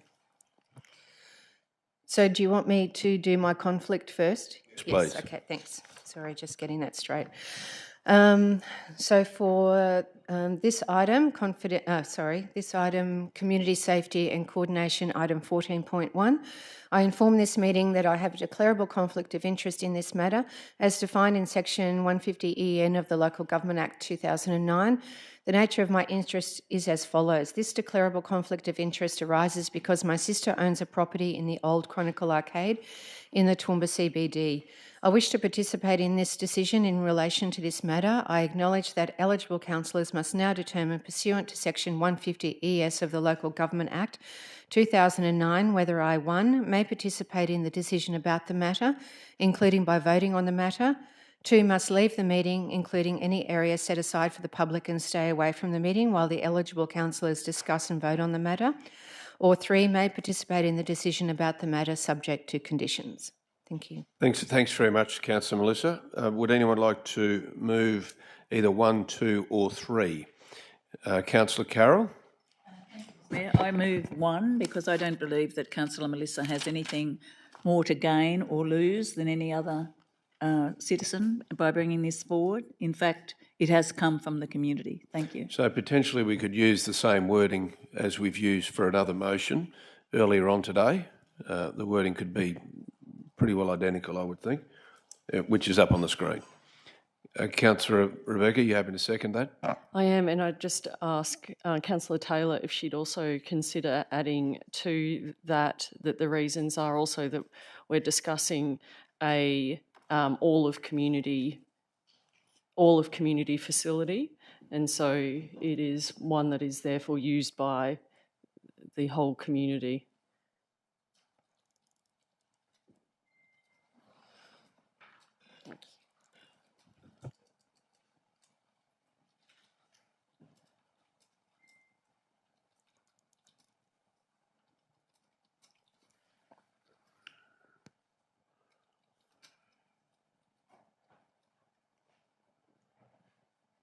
Perhaps instead of facility, maybe location, because you're talking about more broadly than a facility.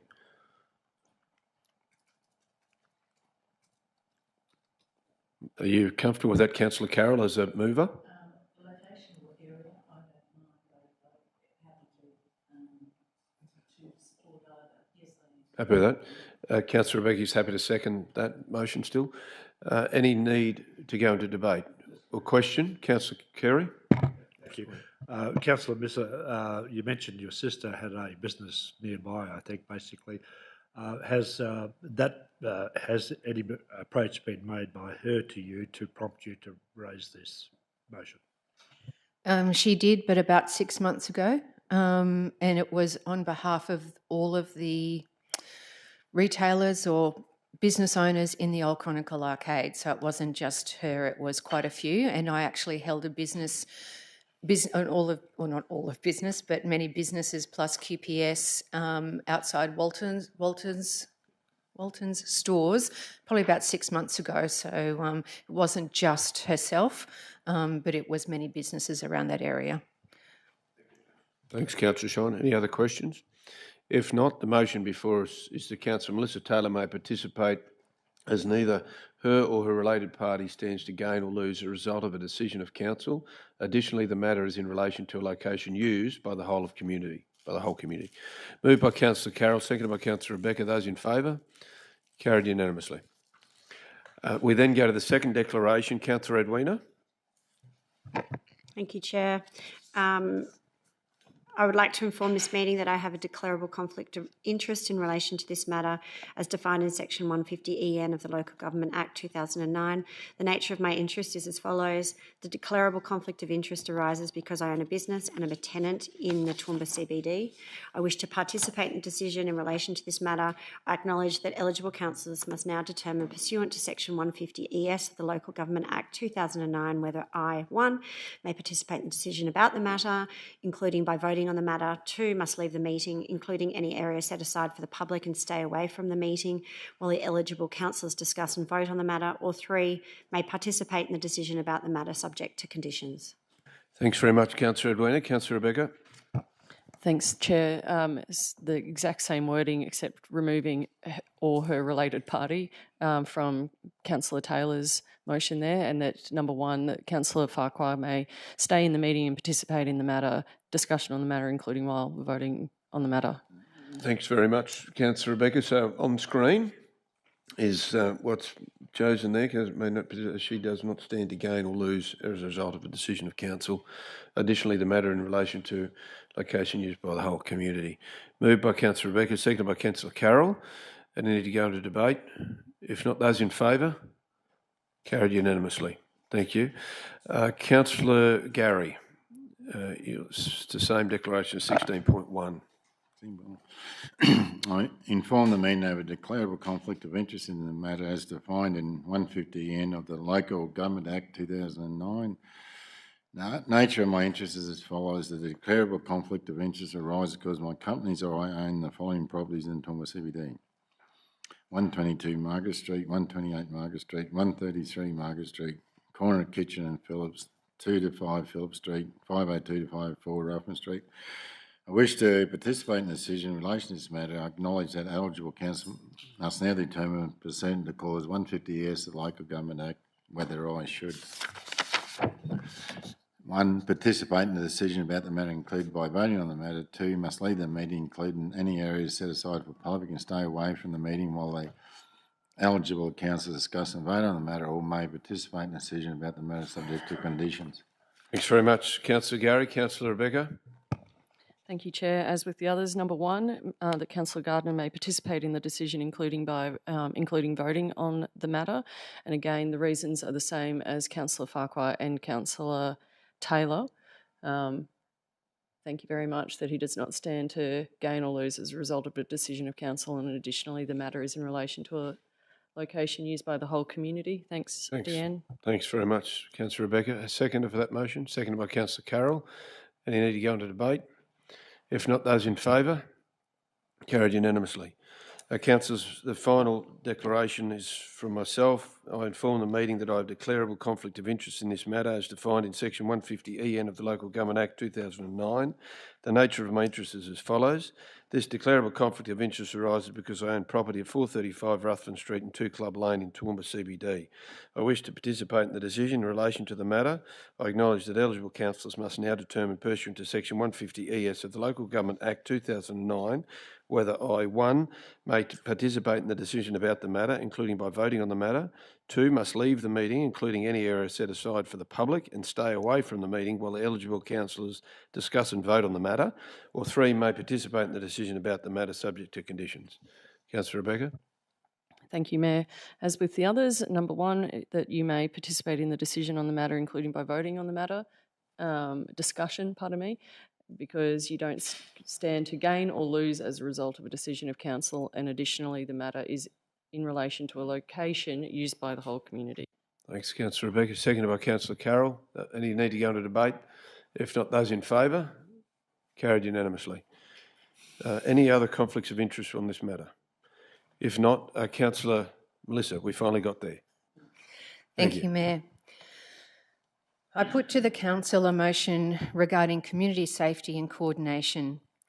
The motion is that Council resolves to 1, advise measures being undertaken to immediately stabilise safety conditions at the Bell Street Mall, bus interchange and associated car park facilities through urgent biohazard cleaning and sanitation, repair and reinstatement of all non-functioning lifts, increased lighting, CCTV review and security presence. 2, establish clear operational roles and responsibilities between Council, Queensland Police Service, relevant state government agencies, Transport, Health and Homelessness outreach services to remove jurisdictional confusion and ensure a coordinated response. 3, formally prioritise the protection of council staff, contractors and the general community, ensuring no employee or resident is required to enter or traverse unsafe or biologically hazardous environments as part of their daily work or travel.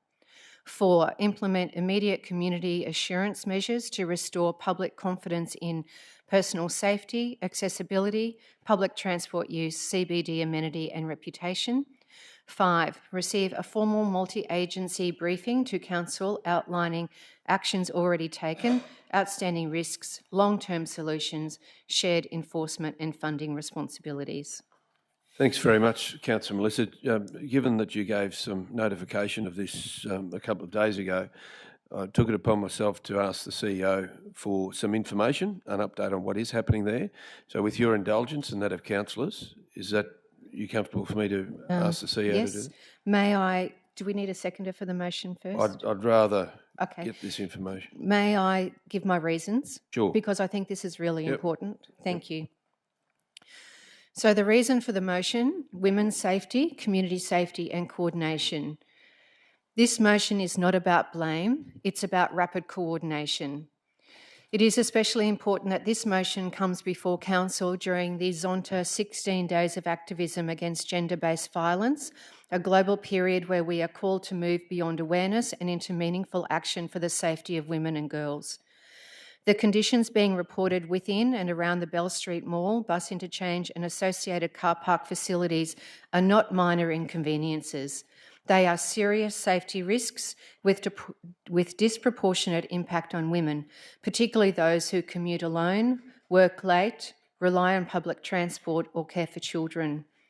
Members of our community have described fear, intimidation, harassment, exposure to biohazards and being forced to choose between unsafe stairwells or inaccessible lifts.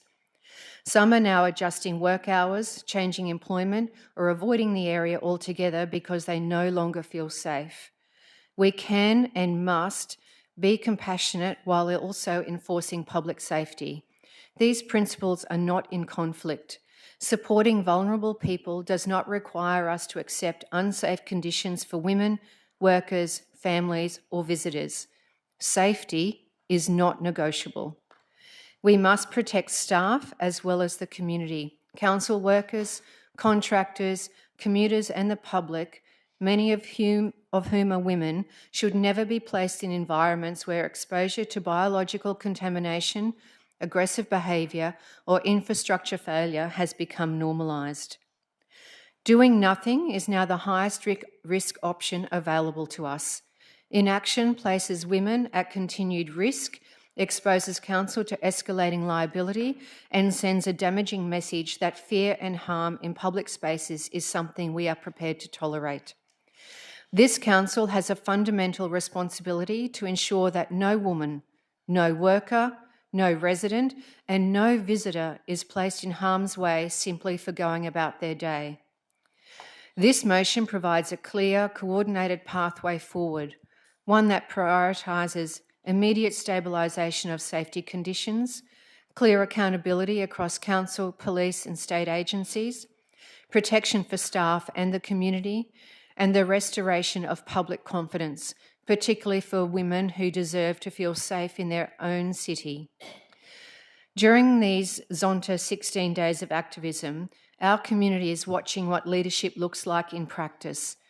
This motion gives us the opportunity to demonstrate that when women speak up about safety, this council listens, acts, and leads.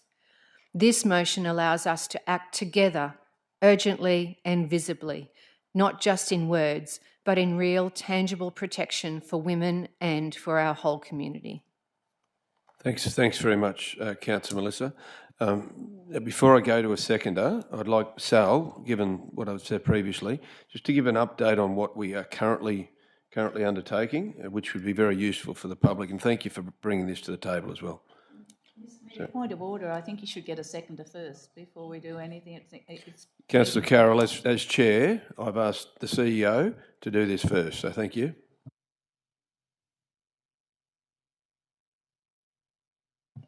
And Councillor Melissa, and thank you for bringing this. So I thought I might just provide a bit of an update in terms of the actions that are currently being undertaken by the organisation, and that doesn't underplay the importance of what you raised. The lift that you've mentioned is scheduled to be repaired. We're waiting for a piece of equipment to come from the US. Expectations are that should arrive within the next couple of weeks, and hopefully that should be repaired before Christmas, but that is afoot.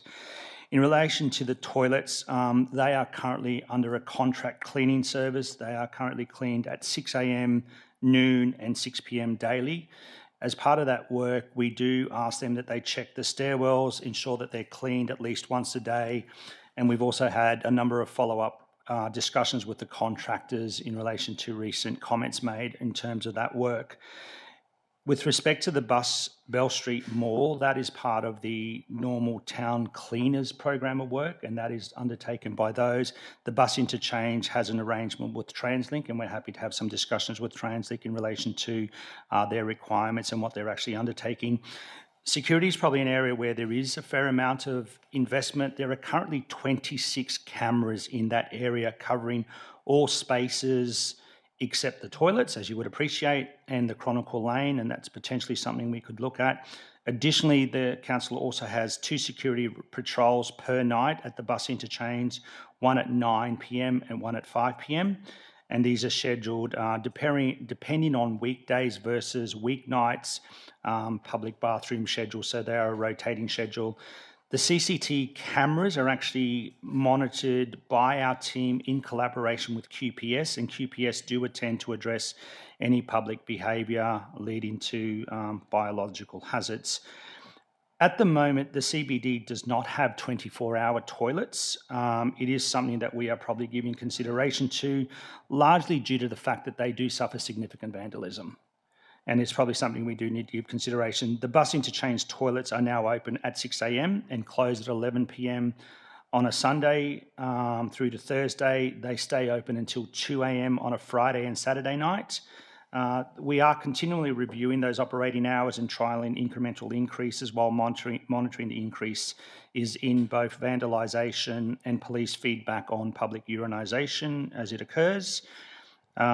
We are potentially looking at an alternative level of service. However, that will have some additional increases in cost that we would need to give consideration to. And in doing that, also probably the impact, as you rightly pointed out, around staff safety and what that may mean in terms of call out, but is something that I'm keen to have a look at. If there was a consideration of 24-hour toilets in the city, I think it would need further analysis. In regards to the issue of homelessness, which is serious across not only our city, but probably across most cities in this country at the moment, our team does take a pragmatic approach in relation to individuals. There is a discussion which does occur with those individuals. Wherever possible, we do refer them to agencies that can provide them with the appropriate level of services. And where possible, if there is an alternative location that is probably better for those individuals, we do encourage them to go there. Given the recent spate of storms, our officers, I think, have rightly so made a decision that if the individual needs a safe place, it's probably the right thing to do. But we do then double check on them to ensure that they are moving on, to ensure that they're not remaining. There are regular checks on people of interest that we do, and we do remain in constant discussion with both QPS on those matters. So while I don't underplay the importance of what you've brought to us today, there is a fair amount of work that the organisation is doing to try and address this. And I think there are measures there that we could probably do a little bit more, but I am comfortable that there are significant measures in play to ensure safety. Thanks, Sal. Councillor Melissa. Thank you, Mr Mayor, through you. Thank you, CEO Sal. That's actually more than I anticipated, and I appreciate you outlining and making not just this chamber, but the community aware of what council is actually doing in that space. It is a whole of community issue. It's a whole of business issue. It's a whole of government, every level of government issue. And it is one that really needs to be highlighted in this chamber. We are putting residents and staff, visitors at risk. From a hygiene perspective, biohazardous issue. I could go on, and bringing my motion forward, and I circulated it to councillors in the last couple of days, the intention to bring this motion forward, so all councillors would or should have read the motion, knowing what I was going to present. They actually have received many phone calls regarding this issue, and have also come to me with issues that have been highlighted to them previous to me bringing this motion forward. I understand, CEO Sal, what you have outlined there. So in saying that, because of what council is doing at the moment, may I please propose an alternate motion? I've just put something down, and Deanne, you would have received that now. Yes, you certainly motion. Can, Councillor Melissa. There's no seconder at this stage, so you can. It's actually would be the motion. Great, thank you. The motion is that councillors receive an update from the CEO of the proactive measures being undertaken by council in relation to the cleanliness, maintenance, and public safety of the Bell Street Mall and Neil Street bus interchange. Just asking yourself for a timeline. Oh yes, for that, thank you. Right. Thank you for highlighting that. Thank you, Mayor, and through you, Councillor Melissa, I probably would appreciate a couple of months in the new year to address this, and if I can't get back by the February ordinary meeting, I will have a full report by March. Thank you, CEO Sal, I would appreciate that. And the point I actually wanted to make was, it really does need an oversight, and I appreciate the timelines that you have or the times that you've said that the cleaners are cleaning the area, but with that, there are still major issues there. So I think maybe a whole oversight over that area is required. So I appreciate you looking into that further, and my intention would be that this alternate motion, which is now the motion, would highlight that and bring oversight to that because it is urgent. Thank you. Thanks, Councillor Melissa. If that's the case, March committee, hey? Is that fine? March committee and then ordinary. So a seconder for the motion, Councillor Carroll. Any need to go into debate? Oh, question, sorry. Councillor Rebecca, and then Councillor Trevor, then Councillor James. Okay, thanks, Chair. It's just a question through you to the CEO, and thanks, Councillor Taylor. By hopefully the end of this week, we'll have some clarity on the Supreme Court case involving Moreton Bay City Council as well, which probably has some implications for us. So I just ask that those matters be considered when you come back to us. Thanks. Thanks, Councillor Rebecca. Councillor Trevor, then Councillor James. Thanks, Mayor. Prior to this even coming to this meeting, I had one phone call and one face-to-face regarding the interchange. One was the lift, apparently working, not working. Elderly lady, stairs, she parks there to do her business in town.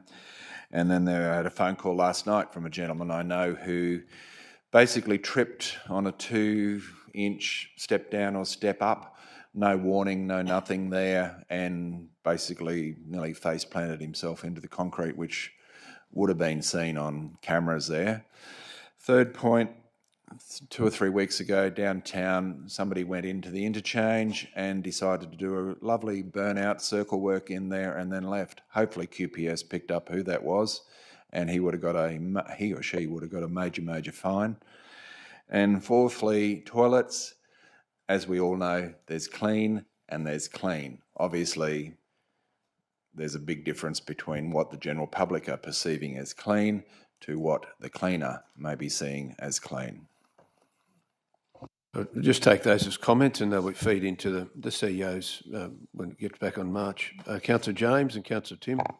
Yeah, thanks, Mayor. Just a comment that probably does have a question, whether it will end up being, or probably possibly both, to the mover of the motion and potentially the CEO as well. Comment I wanted to make around this is obviously this topic that comes up was obviously one of the key things that I highlighted earlier this morning when we spoke around the parking, and obviously and one of my requests around an immediate lighting audit, Royal Council owned and managed car parks, which addresses around safety and things like that. So. And we have to remember as well where that comes from is the 800 odd respondents we had to the survey. One of the major issues was around safety. So, and this being just one of those sites, so my desire was around having all of our car parks audited for lighting and safety. Is it better to leave that as is the motion at the moment because this specifically refers to this, because that is actually one of the items in the workshop, or just how they would fit, because they work together really. It's the same thing. We've asked the CEO initially, but we've got a mover and a seconder for this as well. I don't think we need to overcomplicate it. I agree, and that's why I sort of asked though, just that there's one of the things that was put this morning for the deferment, which we will look at in a workshop, is around safety and lighting and safety audit on all of our council managed car parks, which this is one of. Thank you, Councillor James. I think from a timing perspective, our workshop will be held in early January, which will probably help me inform my position back to this chamber in relation to this matter in March. So I see correlation between the two. Very good. Councillor Tim and Councillor Kerry. Chair, thank you. Through to the CEO, noting your briefing talks about cleanliness, maintenance and public safety, I wanted to, if I could, explore the complex issue of premises owner, leasee, other moving parts associated with that, and who cleans the toilets, owner or lessee, and how the whole structure of that premises works. Is that a question you can answer now, or would it be something to take on with that briefing? Through you, Mayor, I think I'll take that on notice and we'll deal with that through the review. The issue will probably come back as to what service standards we're requesting and what level of service and what cost that service standard will be. I think you raise a more valid point here around the issue here is probably not just one of council. There are other entities within the CBD that in effect might encourage that behaviour because someone has to go relieve themselves, what other role do those entities also play in public safety in this city? So I think there's a broader discussion here that we need to give consideration to as well. Councillor Edwina and Councillor Carey. Thanks, Chair. My question for the CEO was if we could please include the cost of the service, and I asked that because I was there at the interchange yesterday after this motion was put around, having a look myself, and I was talking to the guy from A1 Fire and Safety, and they had the fire hydrants on the walls, and I said, oh look, there's one broken upstairs and there's glass everywhere, and he said, oh yeah, I'm aware of that one. He goes, it's actually really good today. Normally they're all broken, and the cost for us to actually keep replacing these things is a and it's part of that overall broader issue. So it'd be worthwhile if we could, CEO, please have an understanding of that. But I did note also syringes and urine in the stairwells. So it's not just the toilets. And because the lifts are broken, there is no other way up or down and through those stairwells. And they are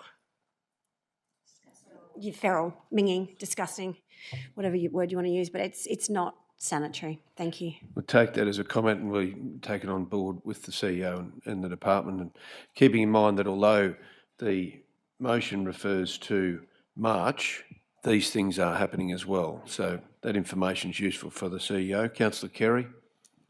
Just a comment really, but it follows on from the issue of homelessness in parks particularly that was raised at the Safer Toowoomba meeting that we had last week, and we were made aware of a lot of good work that's been done by various charitable organisations to look after people in terms of provision of meals and necessary help.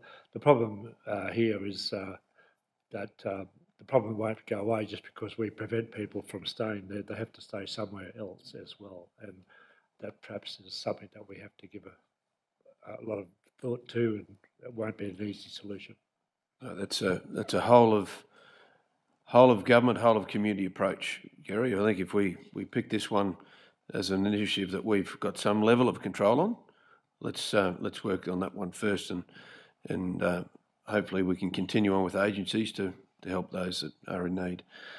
So if there's no more questions, councillors, Councillor Carroll. Thank you, Mr Mayor. Seeing we're commenting, I don't think that actually the homelessness is the issue, it's the behaviour of individuals, because this area, the issues that are there now render the parking that's at that particular facility unusable after dark. And there are toilets there, and the disgraceful, and it's been happening for quite some time, the disgraceful situation that's happening in the stairwell is, to me, as a human being, unacceptable. Councillor Melissa has very eloquently spelled it out, but I don't think there is any need for this type of behaviour no matter whom you are. And there are toilets available, and there is no need for this type of behaviour, and the community is not accepting of it. Thank you. Thanks, Councillor Carroll. I think anyone disagrees with your comments. That's potentially why we are here where we are. So, councillors, the motion before us is the councillors receive an update by March 26 from the Chief Executive Officer of the proactive measures being undertaken by council in relation to the cleanliness, maintenance and public safety of the Bell Street Mall and Neil Street Bus Interchange. Moved by Councillor Melissa, seconded by Councillor Carroll. Any to go into debate? If not, I put the motion. Those in favour? Carried unanimously. Thank you very much, councillors. We move then to item number 15, which indeed is to close the meeting for confidential matters. The confidential matters as follows. The report for item 16.1, the report discusses matters relating to business for which a public discussion would be likely to prejudice the interests of the local government or someone else, and therefore it is recommended that the meeting be closed to the public in accordance to section 254J3G, negotiations relating to a commercial matter involving the local government for which a public discussion would be likely to prejudice the interests of the local government, of Local Government Regulation 2012. Item 16.2 is a Chief Executive Officer's monthly report and quarterly legal update, which the reasons for closing the report concerns industrial matters affecting employees, matters that may directly affect the health and safety of an individual or a group of individuals, and legal advice, and therefore it is recommended that the meeting be closed to the public in accordance with section 254J3B, industrial matters affecting employees. E, legal advice obtained by the local government or legal proceedings involving the local government, including, for example, legal proceedings that may be taken by or against the local government.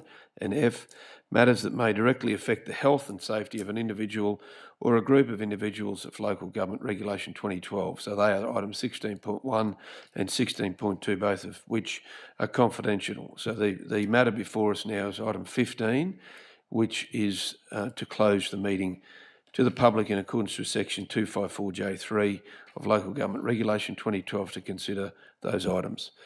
Have someone moved? Moved by Councillor Rebecca, second by Councillor Trevor. Those in favour? Motion's carried unanimously. Thank you.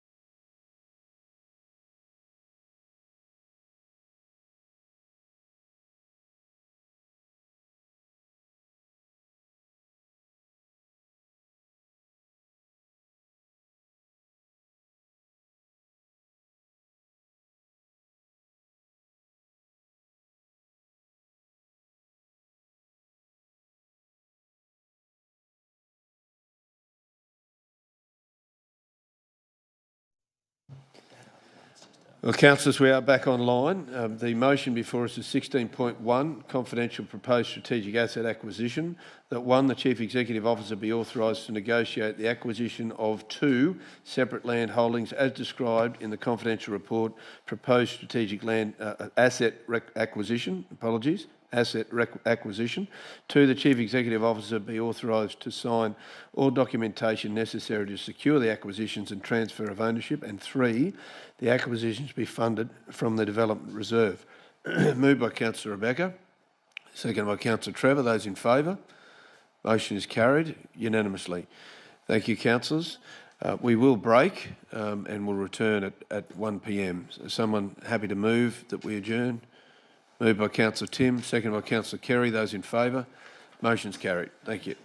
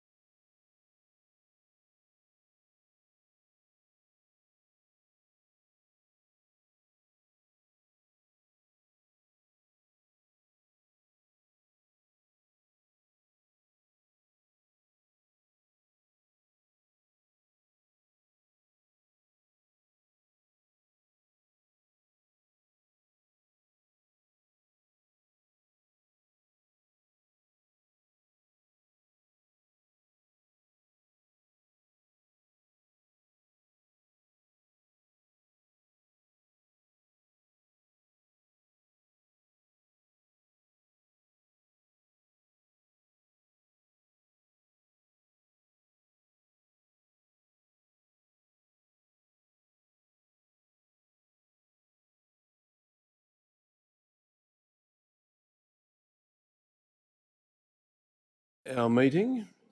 We're now back online. For those that are watching online, apologies for the delay. We will move directly to closing the meeting for item 16.2, which is where we were at the last, just before we did break. So can I have someone move to close the session? Moved by Councillor Rebecca, seconded by Councillor Melissa. Those in favour? Motion's carried unanimously. Thank you. Now close the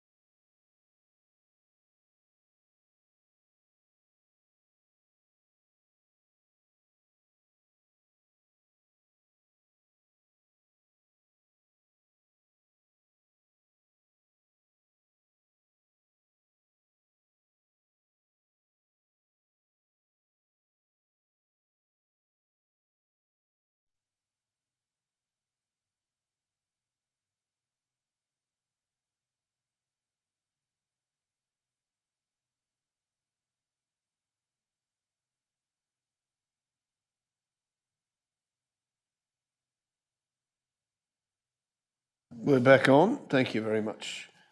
Thanks very much, Dan. We are back on. So, councillors, this is for item 16.2, which is the Chief Executive Officer's monthly report and quarterly legal update. The motion before us is that the council note the Chief Executive Officer's advice. Have someone move? Moved by Councillor Bill, seconded by Councillor Tim. Those in favour? Motion's carried unanimously. Thank you, councillors. We move to item 17, which is the group reports, and 17.1 is the Planning and Development Group Report. And welcome Ed Johnson to the front to offer him some opening remarks or simply take the report as read. Welcome to you, Ed, GM Planning and Development.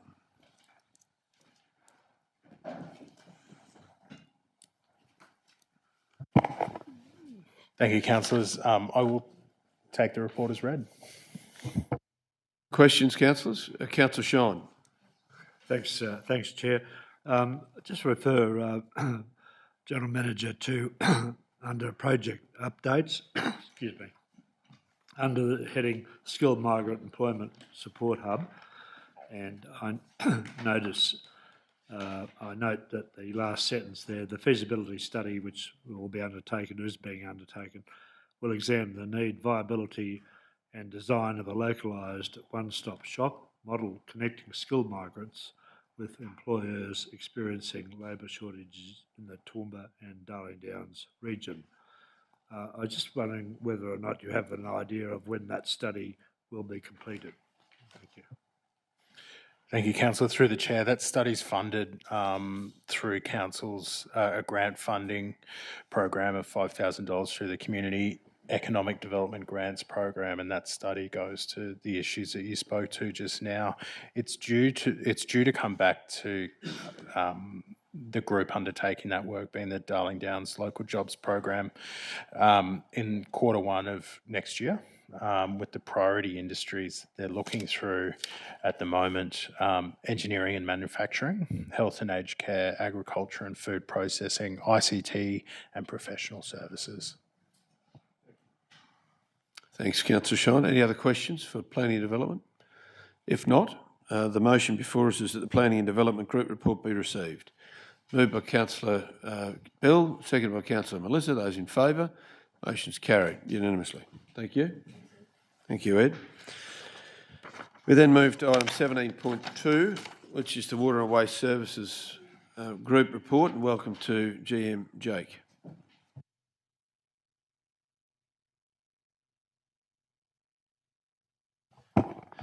Thank you, Mr Mayor, and good afternoon, councillors. In strong tradition, I'm happy to take the Water and Waste Services Group report as read and answer any questions. This is the Water and Waste report. Councillors, any questions, comments? Councillor Tim. Thank you, Chair. Jake, you need Crestbrook at 70%. It's now at 77, which it was 100 not so long ago. Has that naturally occurred that way? And, you know, planning through that's our main water source, etc., or has there been any tipped over yet? Thank you, Councillor, for the question, and through the Chair, I'd like to.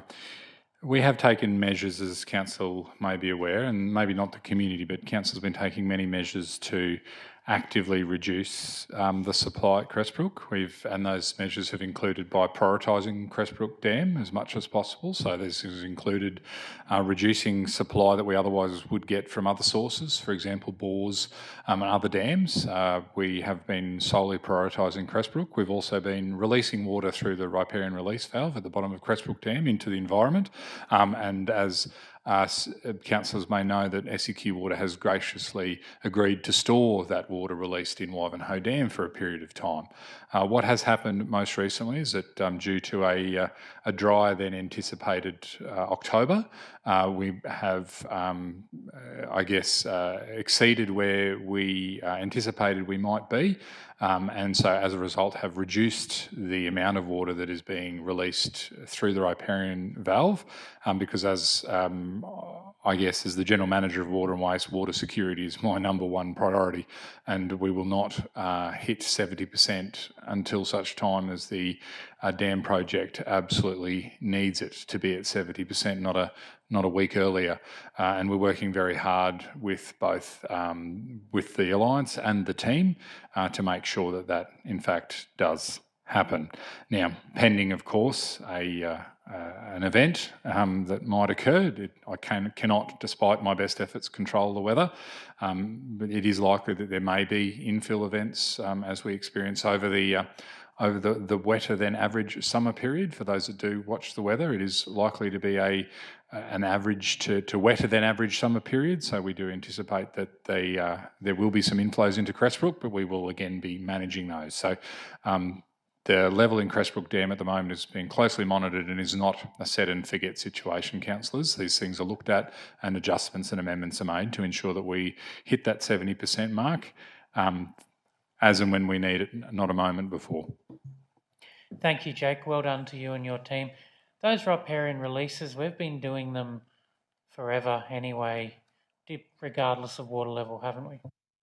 As part of the, thank you, Councillor Tim, as part of the Moreton Resource Operating Plan, Council is required to perform environmental flows as part of that plan. So we tend to manage those environmental flows linked to the level in the dam, as well as the amount of water that is currently sitting in the network downstream of Crestbrook, so through Crestbrook Creek itself.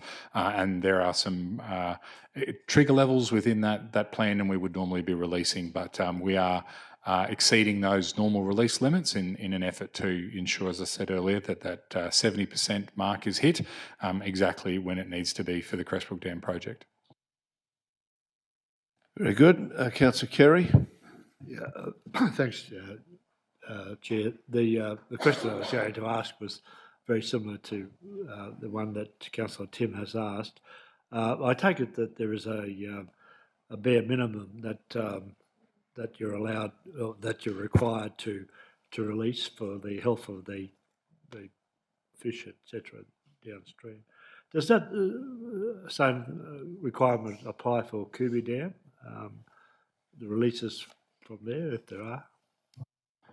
Thank you, Councillor Shine. In relation to the operation of Kubi Dam, there is not the same requirements to release water out of Kubi Dam as there are with Crestbrook and with Crestbrook. It falls into a different catchment.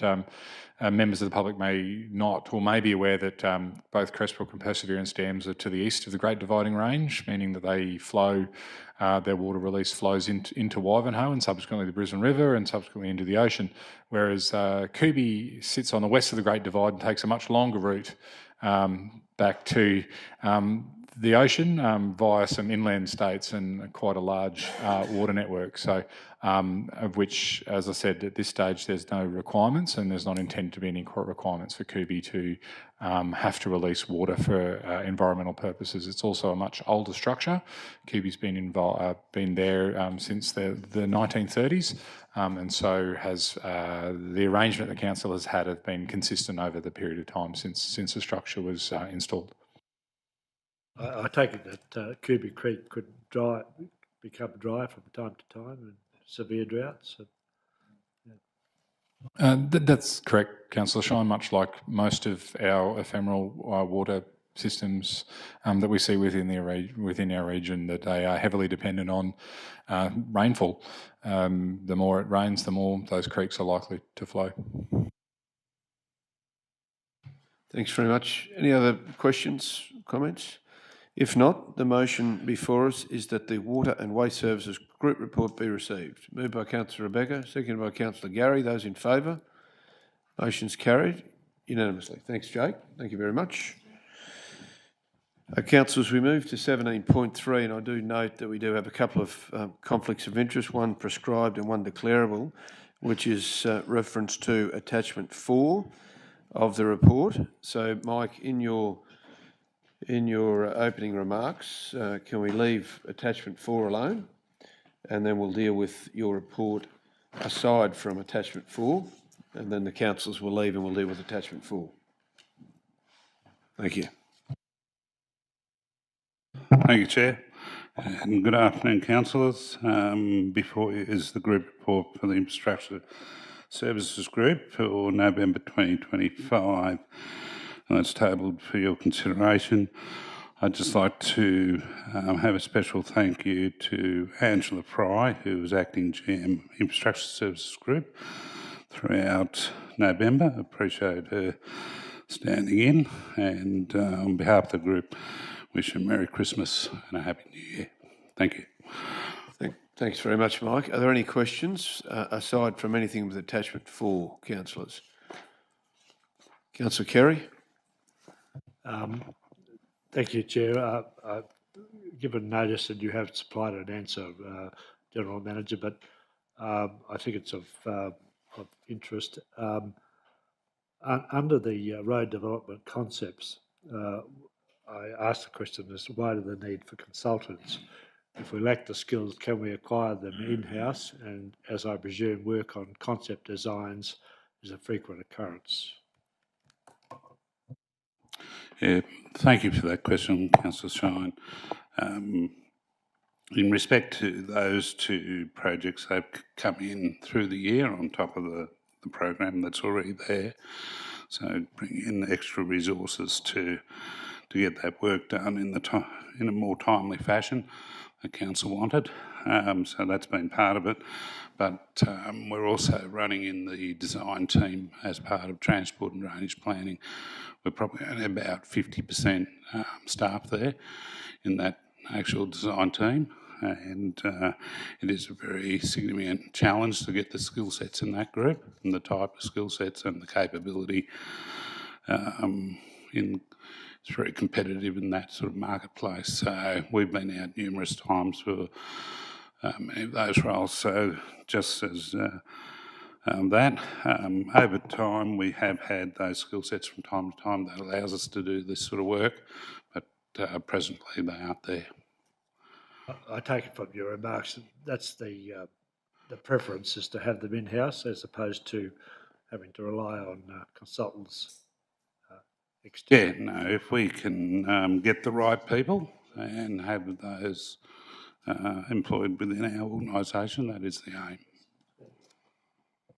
That's right. Councillor Shine? Nothing else there? Any other questions, councillors, in regard to the report aside from attachment 4? If there's not, I do propose, and sorry to do this, Deanne, that we add a second part to this motion, if we could, and that is that the Toowoomba City Aerodrome monthly report be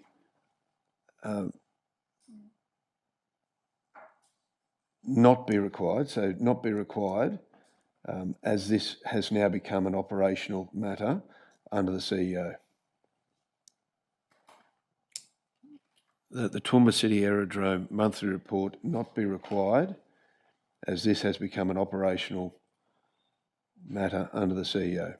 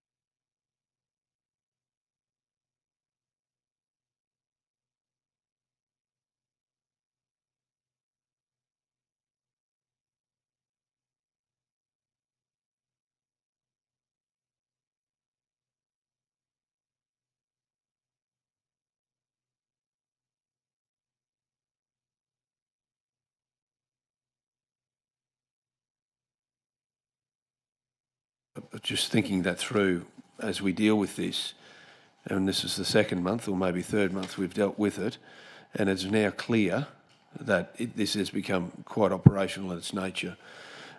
So, councillors, with that in mind, that's the two parts to that. Moved by Councillor Carroll. Oh, you have a question? Okay, no problem. Councillor Arena wants a question. Okay. My question is in relation to attachment 4, so I don't know. Okay, we'll do that when we go to attachment 4. Yeah, so we are going to that. This part, though, is the first part of the motion, which doesn't include attachment 4.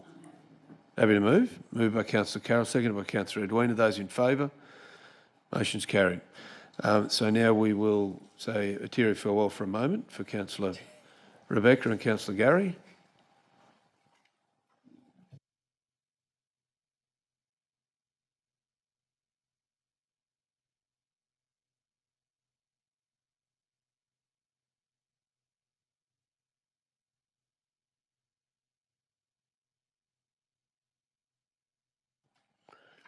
Thank you. So this is with attachment 4. Councillor Carroll? Thank you, Mr Mayor. My question is just that not necessarily do we need to go through it, but I think it's be good to have it somewhere so we can have a look at it. Thank you. And maybe under the CEO's report, I don't know, but I still think at the moment it'd be beneficial for us to be able to just see what's there. Thanks.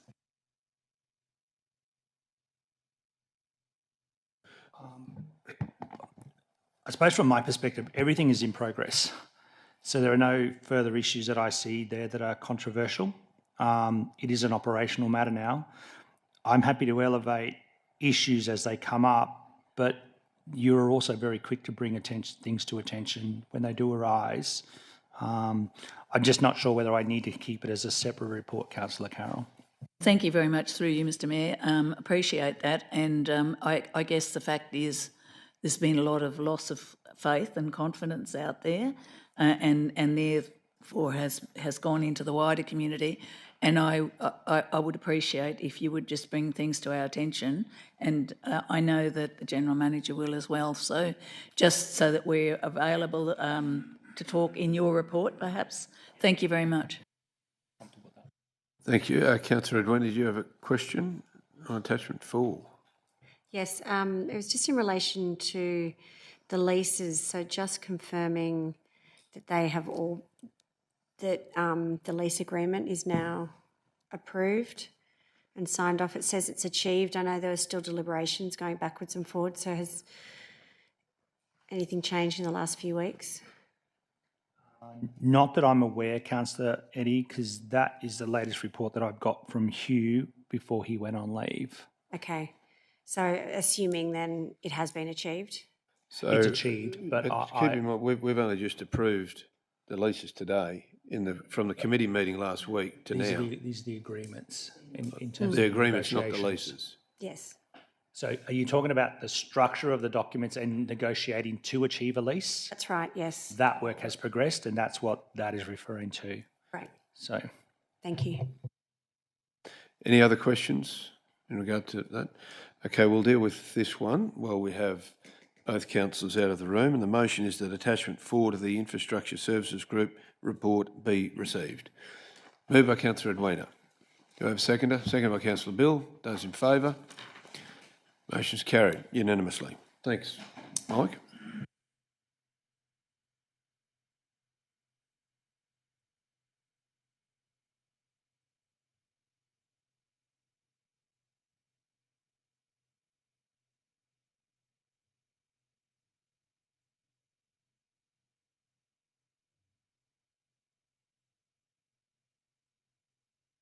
Thank you, councillors. We move then to the Environment and Community Services Group report and acknowledge Acting General Manager Anne-Marie Johnson. Thank you, Anne-Marie. Thank you. Good afternoon, councillors. Happy to take the report as read, and I have got my handover notes from GM Nick, who's enjoying the beach somewhere, so happy to try and answer your questions. Thanks very much, Anne-Marie. Any questions? Councillor Trevor. Mine's probably 3 phases of questions. I did send you, Anne-Marie, notice regarding the Circular Communities plastic recycling shed. With the questions were, just bear with me, any updates on the Circular Communities? Have any further inspections of this facility taken place? What have the results of these inspections resulted in, and will monitoring of this facility be monitored by specialised equipment on neighbouring areas? I'll hand it over to you, Anne-Marie. Thanks for the heads up for the questions too. Councillor Trevor, that certainly helps the GMs. Thanks. Okay, so this is the note I've got from the team. The petition was dated the 10th of October, received at the ordinary meeting the 23rd. The petitioners were provided a response on the 19th of November. The property of interest has long been zoned for industrial use, and plastics recycling is considered an appropriate use within the zone, provided all approvals and environmental conditions are met. Council's odour investigation since September 2025 found no consistent nuisance, and an environmental engineer, an odour expert, have been engaged to undertake an independent assessment of the operations of the facilities, review current practices, and to gather the thoughts from petitioners regarding the impacts they're experiencing. Okay, thank you for that. I still believe it's going to be an ongoing problem because we've got a development going right beside it, which is a retirement village, and just wait till that's built and we'll see what happens. But phase 2 of my questions, parks, we had a lot storm damage. I had a lady contact me yesterday regarding fallen branches still in the Garnet Lehman Park. How are we going about tidying up all the damage? I know some areas in town have been done, but this one apparently has been missed. So I'll have to take that one on notice. Okay. I know that we've had quite a few crews out cleaning up areas. I think the subsequent storms have compounded the problem, but I'll take that one on notice and shoot you through an Totally email. understand that one. And while I've got the floor for a minute, I noticed that Senator Corinne Mulholland contacted you, Mayor, regarding our successful application for over $1 million for solar panels for Millen Bay Pool. I thought that was really good for a government minister or government senator to contact and say, hey, you've been successful. I thought it was great. Very good. Very much welcome, that's for sure. Any other questions for Anne-Marie? Councillor Tim, Councillor Rebecca, Councillor Carroll. No. I saw it. It was actually a good social media post by you and the Senator on that solar panels, Mayor. My question, Anne-Marie, and it will be taken on notice, Hugh Dunn is a great operator and the community will know him from his work in the aerodrome. He's now our local disaster coordinator. I just wanted it can be an email on that reshuffling, that restructure, what the benefits were of moving. I don't know which department it was in, but how that benefits us. Thank you. Yeah, so I'll take that on board because that was my decision. So Jamie Thorley, who is our new licensing and compliance manager, is relatively new to the organisation. I suppose I was potentially avoiding a bomb disaster and having an inexperienced individual managing a potentially significant storm season. So the decision was made to move the team under Hugh, while it allows Jamie to develop his skills and capabilities. Moving forward, as part of the broader review work I am doing, Councillor, I'll give consideration as to where disaster management will sit in the organisation, but it was about having the best available resources available for what potentially could be a pretty significant disaster season, hence I made that call. Thanks for the answer, Thanks. Councillor Rebecca. Yeah, thank you, Chair. Through you, thanks very much, Acting General Manager. It's in relation to attachment 1. I flagged in advance. Some of the applications that come in through Subordinate Local Law 1.12 and 1.14 are sitting with us for a month before they begin the assessment. So they get lodged and it's a month plus before until the assessment starts. What's the situation with what's going on there, please? Thank you, Councillor, and thank you for providing that one on notice as well. So I followed up with the one in particular that you raised, the Picture Park permit. So an incomplete permit was lodged, and that was in agreement. As a date claimer to get it in the system, application has already been approved. So it's gone through, it's a way, if you like, to address questions, queries, so incomplete. Thank you. Thanks very much. I appreciate that. Any other questions? Oh, Councillor Carroll. So, Mr Mayor, it's not a question, but just to back up the environment community with the leaves and branches and stuff in the park, there's still a lot around the place, and then every time we have a high wind, there's a few others. Just to add to the issues that I think our people are doing a really good job, because in that a month or so ago, there were some huge trees up in my area that were just all over the place, but I think they did very well in prioritising where they fixed it up. But just, I've been waiting for my avocado tree to be pruned, and Eddie from the Tree Services says he's too busy for the next month to 5 weeks trying to clean up after storms. So it's going to go on for quite some time with what we already have, regardless of thinking about what may come. So thank you. Be patient, I think, is what we say, because I'm sure our people will determine what's urgent and what isn't urgent just might take some time. Thanks. Yeah, that's good commentary. Councillor Tim. Thank you, Chair. My apologies, I forgot. There was a metal music concert called Park Waves Festival. It was coming to Toowoomba and the rest of the East Coast. Full disclosure, I already had a bought ticket as a member of the community, fascinated by the fact it's coming to our town. It's withdrawn all of its applications across the East Coast, and the whole festival has been cancelled, citing operational costs. I'm happy for it to be on notice, Anne-Marie, but I just wanted to hope it's not council and how much it costs to hire out Queen's Park and those kind of questions that are contributing to these kind of festivals not going ahead. Noting Red Hot Summer was a huge success, could I take on notice the amount that Park Waves Festival had to pay council to get the approvals up? Yeah, very happy to take that one on notice. Thank you very much. Very good. Councillor James, you're happy to move the report. So the motion before us is that the Environment and Community Services Group report be received. Moved by Councillor James, seconded by Councillor Bill. Those in favour? Motion's carried unanimously. Thanks very much, Anne-Marie. We move then to item 17.5, which is the corporate services. Must seem odd, Anne-Marie, I'm not asking you to come forward for this one. Anyway, there you go. Matthew, well done. Acting GM, Matthew Wilcox. Welcome to you, Matthew. So happy for you to make some opening remarks and go to questions, Matthew, if you like. So thank you, Mr Mayor. Afternoon, councillors. Report in front of you as read, but happy to take questions. Thank you, Matthew. Councillor Shine. Thanks, Chair. I did send a note to the Acting General Manager of Environment, who hopefully, I'm sure she would have passed it on to the Acting General Manager of Corporate. In relation to people and culture,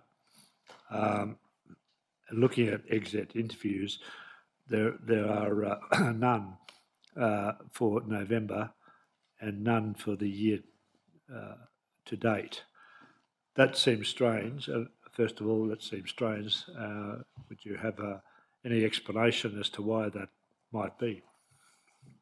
Thank you, Councillor, and through the Chair.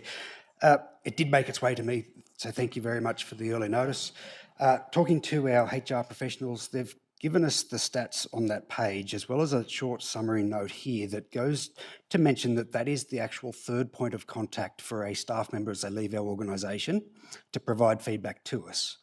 There is also a lot of work going into our staff survey, and whether the staff are finding that those mechanisms are meeting the requirements to provide feedback is unknown. However, the system that they do have a feedback on exit is a voluntary system. So what we're seeing is that these services are being provided without barriers. They're offered in person, over the telephone, over Teams, but at this stage it's a voluntary service that it appears no one has taken up at present. Thank you for that. I was going to ask then, what's the difference between an exit interview and an exit survey? And I think you've explained it, that the survey is directed to the person who's leaving, so it's targeted in a sense, but it might be an oral thing or short, as opposed to sit-down interview. I take it that's basically the Yes, you did correct. It is exactly that. We provide a survey of written responses that we're hoping that they will fill out, where the interview is a face-to-face conversation or, again, over the phone, but both ways. Thanks very much. Any other questions? If there's no further questions, the motion before us is that the Corporate Services Group report be received. Moved by Councillor Tim, seconded by Councillor Gary. Those in favour? Motion's carried unanimously. Councillors, that does conclude the ordinary meeting, the statutory meeting, final meeting for 2025. And as I said, what's happened? Economic development. Economic development. God, you're worrying me. So, look, as I started the meeting today, I concluded by reminding our residents and all of us around the disaster dashboard as we enter into a period of potentially unusual weather again, and to make sure that you are prepared for that. And finally, on behalf of all of us, we wish everyone a very merry, safe, joyous and peaceful Christmas, and look forward to 2026 with great anticipation of the positive things we can all achieve together. Good afternoon.